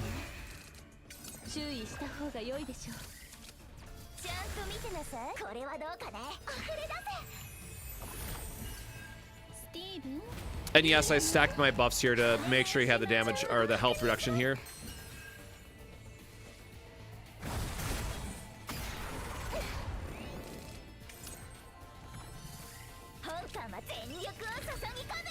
Sure, man, just take all my goodies.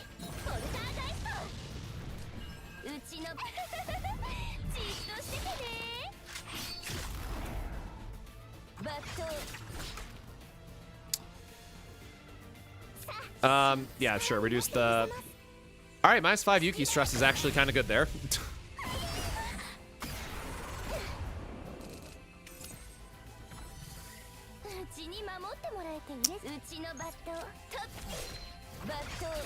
Did those in the opposite order again.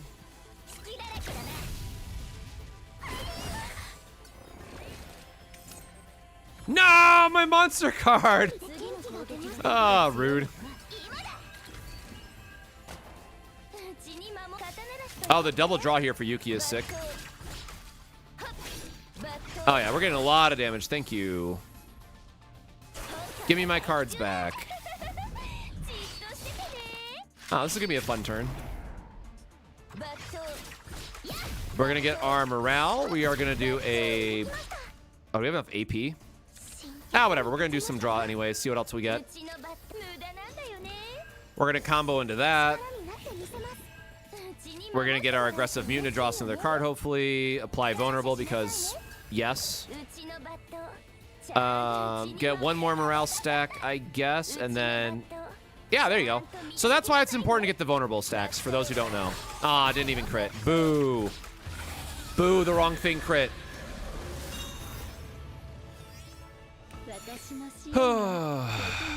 Yeah. Trash. Man. When do you leave a run when you farm a character? So technically I did a whole video on that on YouTube. But the short answer is I leave by the first boss.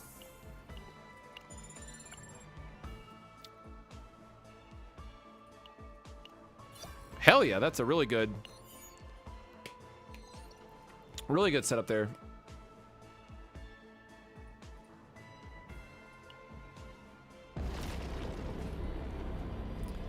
All right, well, I probably got time to do like one more run, so we'll see what happens. But none of these builds have been salvageable.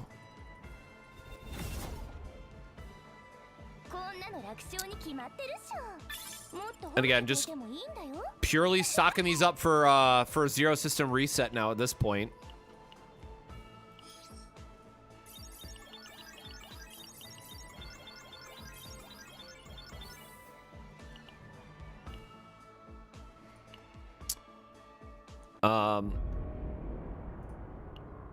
Also, don't forget weekly reset just happened, which means I need to go to the Arc City to go buy out the shop.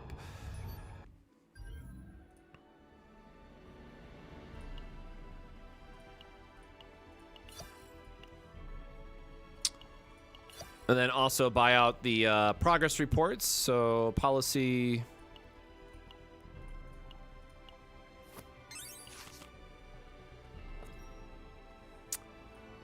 Oh, there we go. Finally got my last achievement. We got exactly 75. Hell yeah.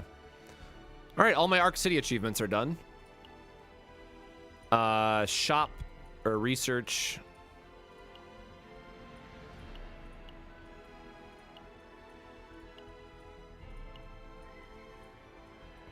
Nope, so it was this one then. Man, 5 points is insane. Skill redraw, I guess?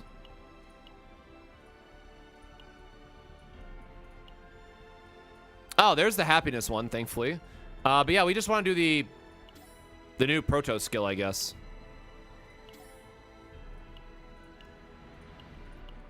Cool. Well, that's all our research really quick, I guess. Oh, we have another A grade. Sure. We'll do that really quick.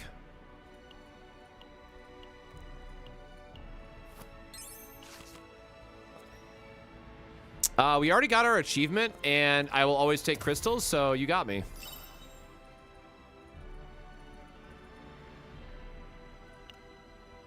D-1 is unfortunate. So for those that don't know, in the Arc City, you have to get every note or every what's it called?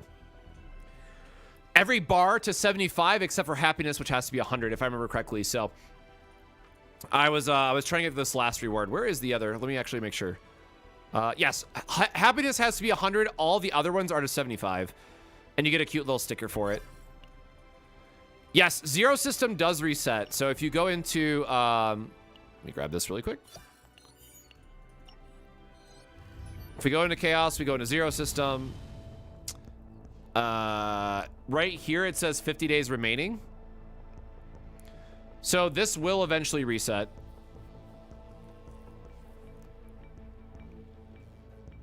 And again, we do also know that they're going to add 100 up to level 100.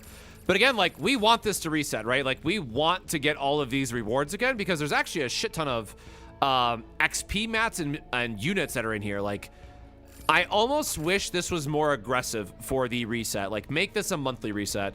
Now, again, I'm only saying that for myself. Let me clarify this. I'm saying that for myself.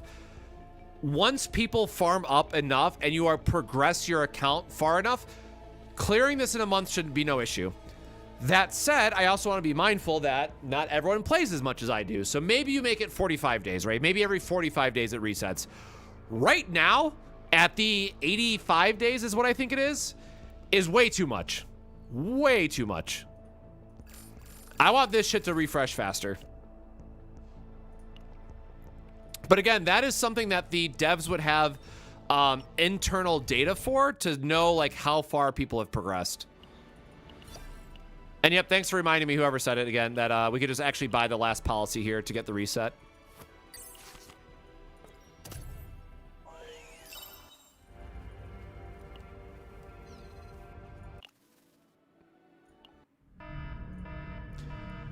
And again, now that we have our upgrades, all of our stats didn't hit as much of a reduction there. So it's a lot easier to get your progression every time. Bro, it still cracks me up that they think this is worth... No. Give us the blue crystals and this is worth something, man. I'm never picking this. Absolutely never choosing this.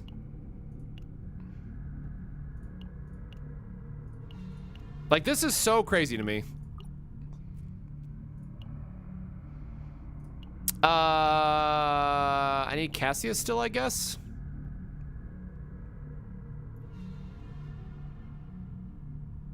I love how we're also like automatically clearing this other than economic. So who do I want for... I still need backgrounds for these 3, so that should be fine. Economic might be a little bit of a miss here, so I might lose out on the S, but whatever.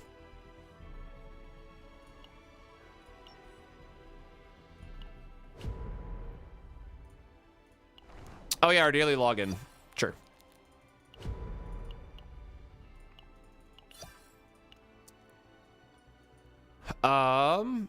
I'll buy these as I need them. All right, well, we're going to do one more run. Gonna give this one more good old college try up until the first boss, and then I need to eat something, so... Ugh.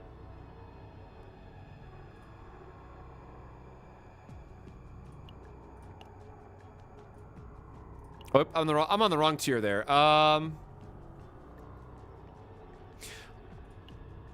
Man, honestly, like, that's not terrible. For the first boss, that's kind of an issue, though.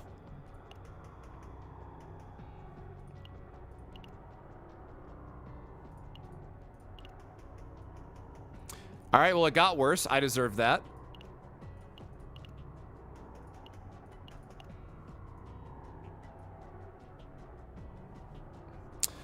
Fortitude killed us last time, so no way am I doing that again.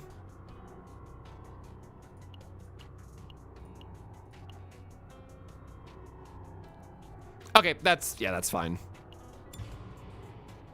All right, I will be right back. I'm gonna go take care of my coffee and whatnot, so... this is run number 7, I think, in total for Barrow. 6 or 7.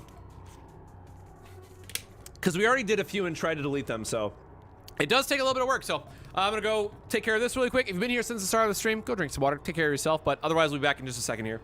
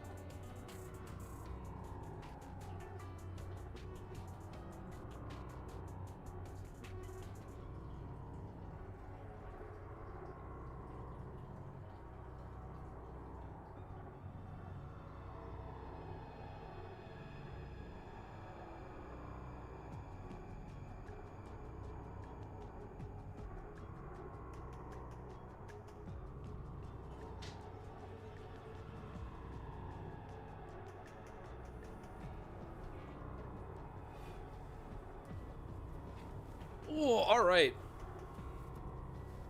Please give us some better luck.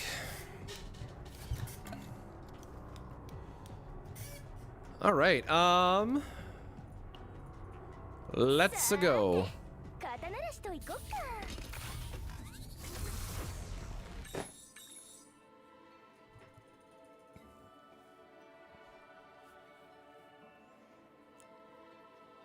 I mean, Camouflage just is a good card for us in general, and we can get rid of Yuki's, this is fine. We can get rid of Yuki's shield.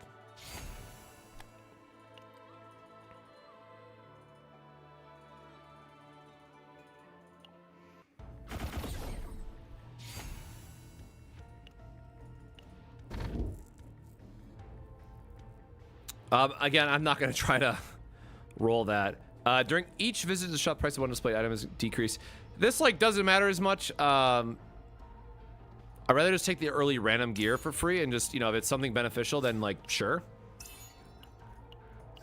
Yeah, more damage on Yuki, whatever. All right, so again, as a reminder, we are looking for a highest priority on shops because that is the best way to get maneuvering fires. And then beyond that, it is elites. So, oh shit, okay, double shop. Is that a triple shop? Hold on. Ah, there's no bridge. Damn, we can't go up that high. Hell yeah. All right, well, this might be, there's a good chance here.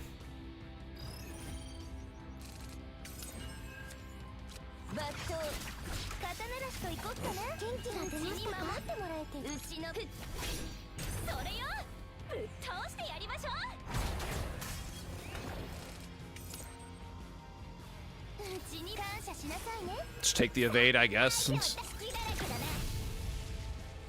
Yeah, Beryl seems like a lot of fun, though. And I really like that there's a couple different build options you can ultimately do with her, so. Definitely a character that I'm probably going to go back and, you know, do a guide on and all that stuff. But, you know, the bigger issue for a lot of us now is that even with max stamina refreshing, Chizuru is right around the corner, which means I need to start pre-farming for her, which then means I can't go back and level up some of these other characters, so. Forever stuck in the cycle of having so many characters I want to level up and just not being able to. Again, always taking the credits here early. What is on my map?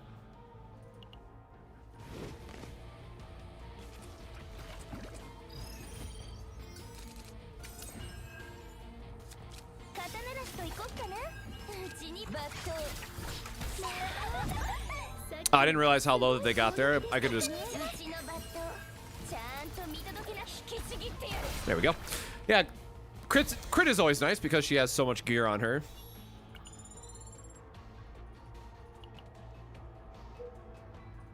That's why it's like, I still just enjoy using Yuki for this, even though it's off element, because she's just so good for how much she has invested into her. Gosh darn it.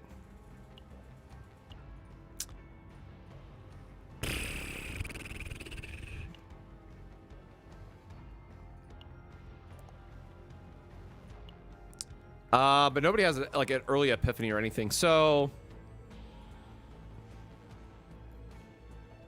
And I already took camouflage on her, unfortunately.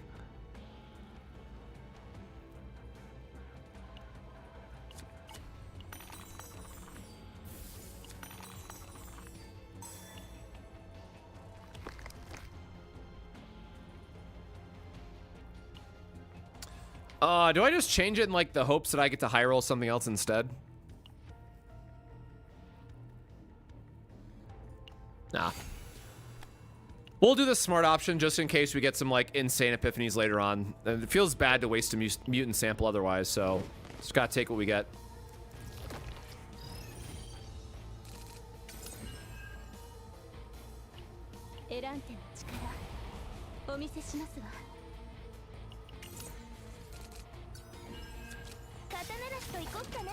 There we go. Thank you. I'm like, surely we draw into our AoE here.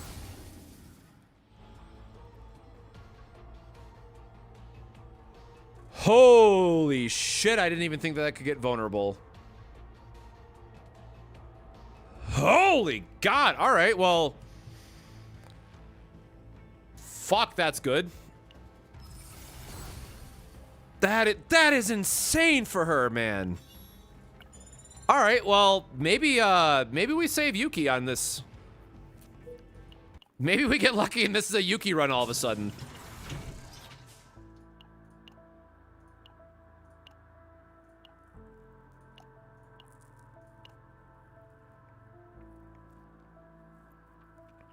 It's fine that it's a 2 cost because you want to have setup turns for Yuki.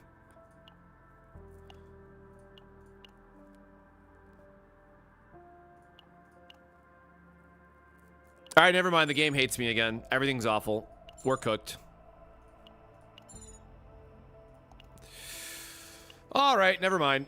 Everything sucks sometimes.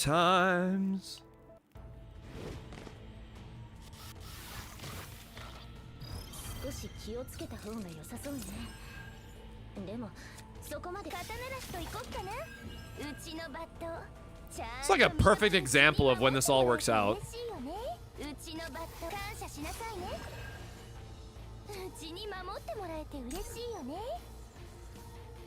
And this way we have trickery shot into false slash if we draw it.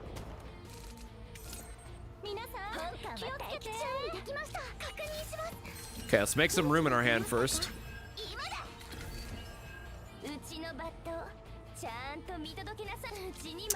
All right, I'm happy with that. That's a all right, yeah, I am more than okay with how that went. And I'll just finish it off with the ego skill, whatever. Hey, Turtle, we're doing today. RNG is not our friend. I am not picking this damn card. No. Oh my god. I wanted the credits there. Jesus. I definitely clicked skip. Oh well. Again, it's not like we're gonna see double maneuvering fire out of a shop anyways, so.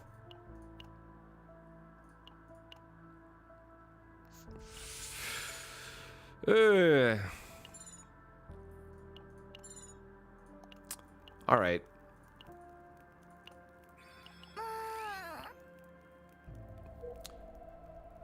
What is the rest of this run looking like? Which way do we want to go? Definitely gonna go up. All right, well, never mind. Rest of this run might be cursed. Nah, we're trying to work on the last one right now, and it's not being good to us. I mean, this is a better one because of the build that we're doing, so I'll just swap these out and still get a little bit of credit.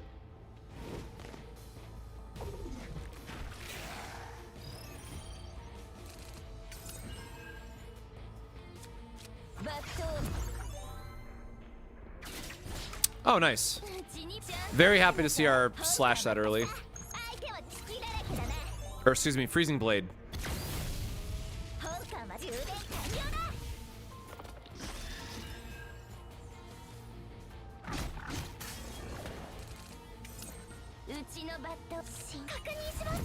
Whirlpool. Oh, I guess we didn't have deluge yet either. Sure.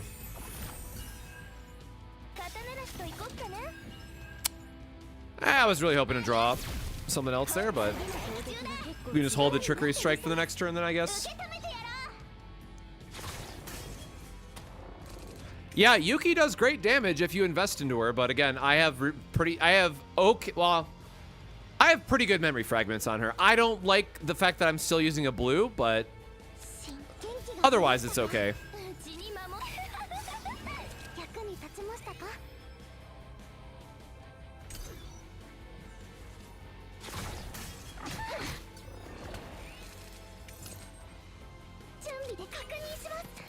For real? Can I not?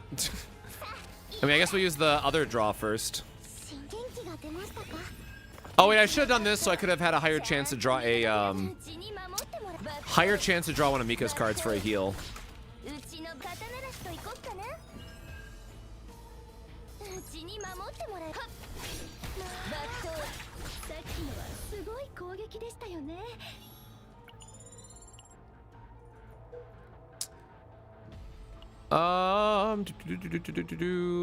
We still want to try to hit random nodes though. Random node, but a powered up guy at the end. Yeah, I mean, if we're trying to min max this, we gotta take double.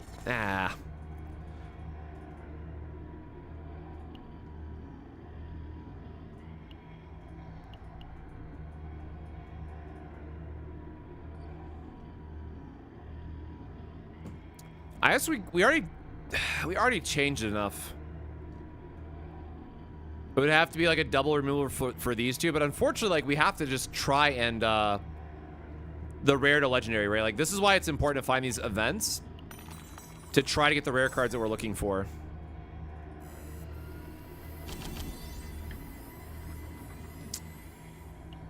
I mean, unlucky, but at the same time, we got an aggressive mutant, so could be worse. Certainly could be worse here.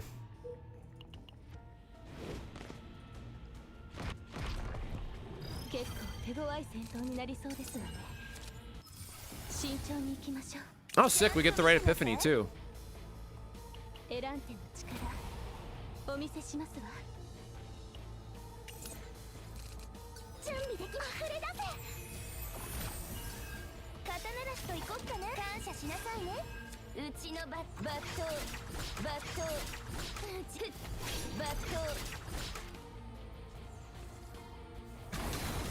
You know, just Yuki things there. ホーカーは待機中だ。確認します。 All right, make room in our hand and hope we draw into some attacks.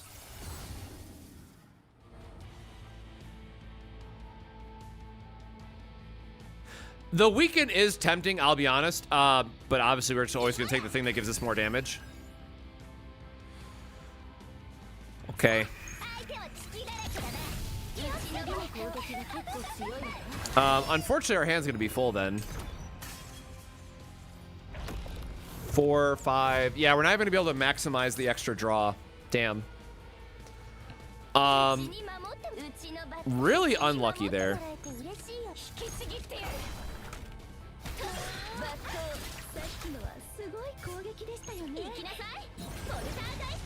That was almost a really cool turn. Oh, and no cards left to draw? Oops.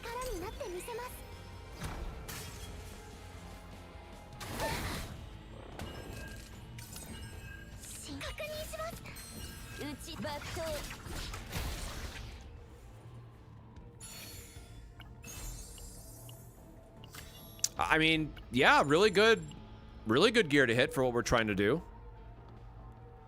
It's a rare event either way, and I'd rather have the elite for more gold.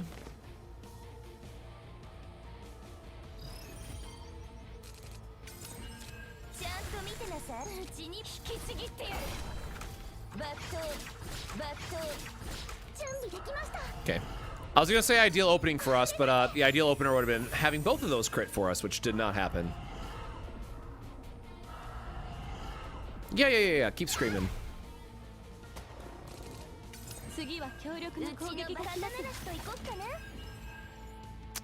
I never want to actually use this.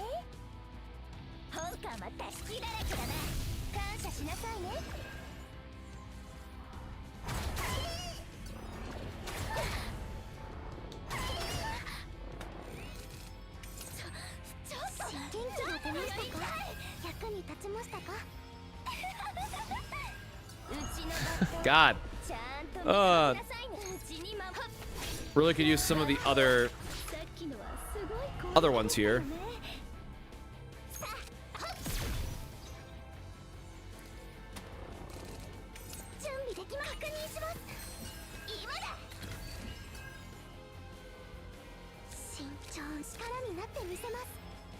I mean, at worst, I'll just use my ego skill. There we go. I'm like, surely we draw back into our flash at least.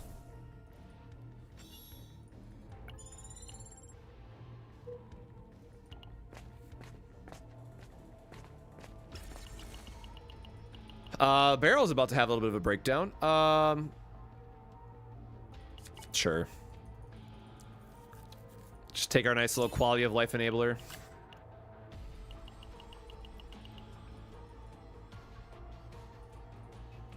Well, at least Barrel's gonna have our breakdown right before the boss. Which is like best case scenario. Oh, unless it's these idiots again. I don't think we've removed anything from her deck really yet, right? Yep. Normally you'd want to keep the extra cards in the deck, but at this point, like, we have... She'll be able to draw through her stuff anyways. Not taking a lot of damage, plus we can get another evasion here. Feels risky to try to do an attack.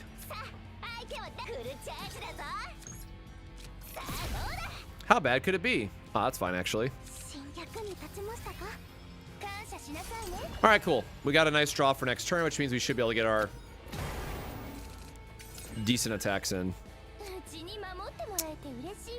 All right, well, of course, if we hit the flash slash, that's not good for us. And now we have a 50-50 of hitting what we want.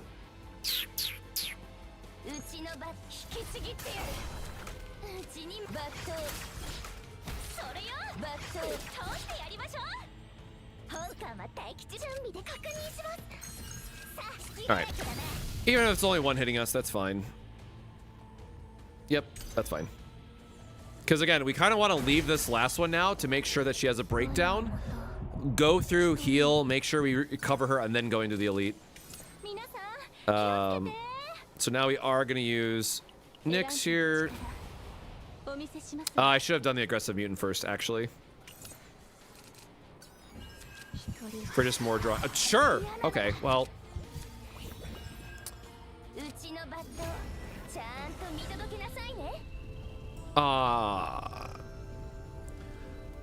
Well, the AP generation's obviously very good. I'm not sure that it's worth the divine in what we're trying to do, but the 2 damage reduction's like really annoying. What have we got in Yuki's deck so far? We did give her a mutant sample. She does have a neutral card already. I don't think we can afford to take a mediocre divine.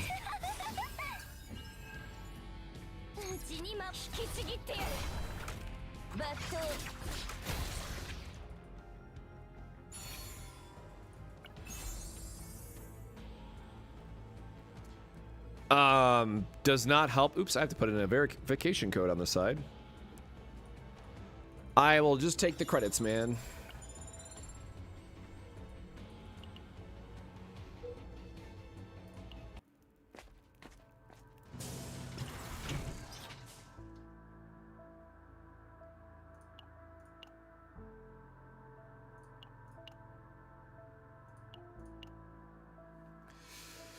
Oh.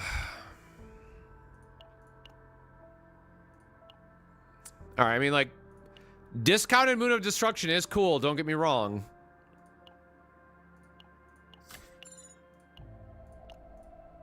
And we have enough to buy it even if we see it, so.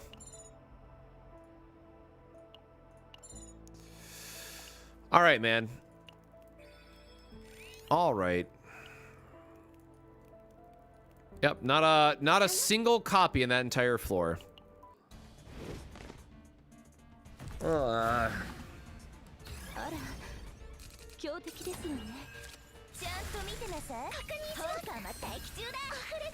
We'll wait and see if the second floor is like able to high roll something, but we'll probably quit after we see what the next floor has in store for us.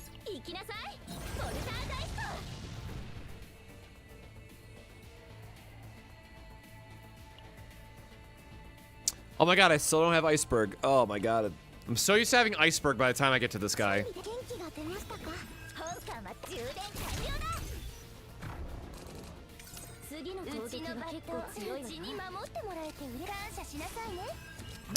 I mean, it's certainly not that rare, I'll tell you that much.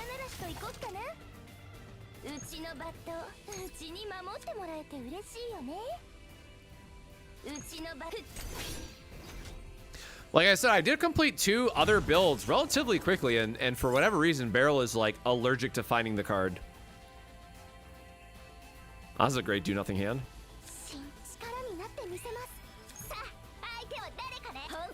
We don't actually want to retain any cards here if we're trying to draw a lot on the next turn, so.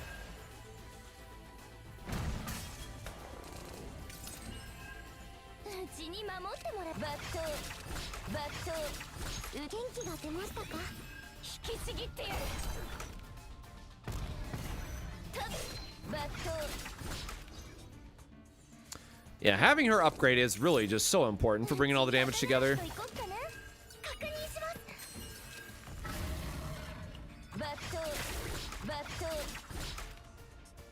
Yeah, we are gonna discard these 3. Might as well.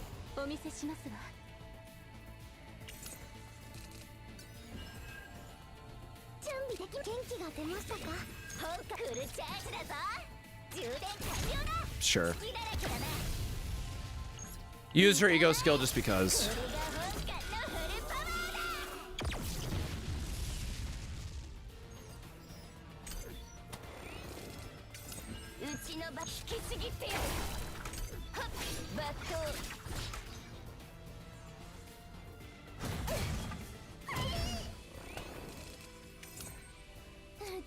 Okay, well that feels a little, it definitely feels a little bit bad.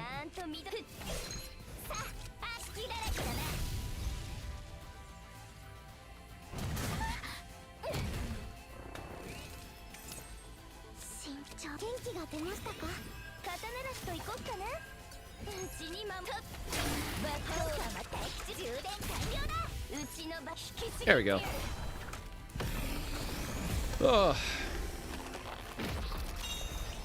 私の支援は役に立ちました。 Couldn't even get a copy card for Yuki, man, to like save this run.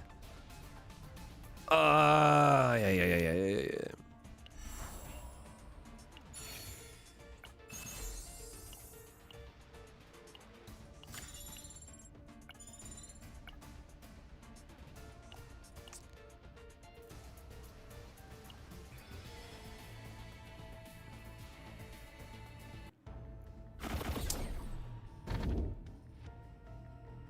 Extra point game.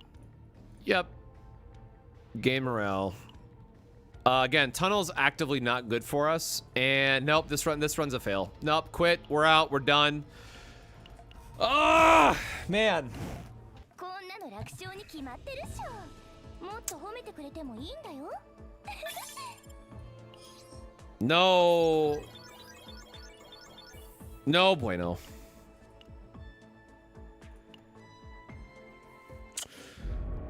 All right, well, and again, you do still get weekly progress, so this is why I will always say try to clear the first boss, especially if you're someone who doesn't have a lot of time to play. You will still get your weekly progress. You have to just kill the bosses to get 1,000, so you can see we got another 1,000 for that run.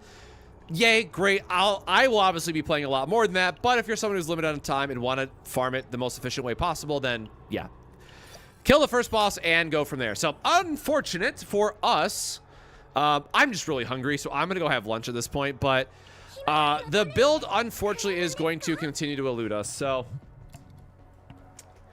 I don't know. I'm going to give it, like, one more day, and then I'm going to do my video anyways, of just getting it out there and telling people how to farm it and all that stuff, but... This is what we're trying to do. And this is, like, technically, you know, you don't need Foggy Crystal Ball, but, like, this is technically best-case scenario. But so keep in mind, we had to remove the Ballista card for Veronica in this setup because you don't want to have the initiation card or else it screws up your entire build. Now, technically, if you really want to, you could go for a giant Ballista and, you know, only have 4 maneuvering fires, and that's fine. But for what we're trying to do and for the sake of being the fastest build possible, you want to have triple Moon of Destruction and 5 maneuvering fires for 3 Rangers. So, I don't know. Maybe Barrel's just cursed, man. Maybe I bring my level 1... where is she? Maybe I just bring my level 1 Renoa in here, right? And just do it that way because I cannot get drops. We have been super unlucky, to say the least. But... that's going to do it for today's stream. Like I said, I am going to go have some lunch, take a break here. So if you haven't already, make sure to subscribe to the YouTube channel. Let me actually get there. It is. Subscribe to the YouTube channel because it does help out a ton and we greatly appreciate it. And especially if you've joined us for the entire stream. Did you drink your water? Go drink some water, stretch your legs, get some food, take care of yourself. It would definitely help out a ton. Can you see Haru? Sure, you can see my not finished Haru yet. My Haru has very bad memory fragments, and then this is the save data that I've been using for her. Because, by the way, this card is absolutely cracked. If you have not gotten a build with this, go farm it. Haru is insane. So, with that, I will be out. We'll be streaming again tomorrow in the evening after work and all that stuff. So, until next time, my friends, stay safe, stay hydrated, go drink some water, take care of yourself, and we'll see you tomorrow. Enjoy the rest of your afternoon. Cheers.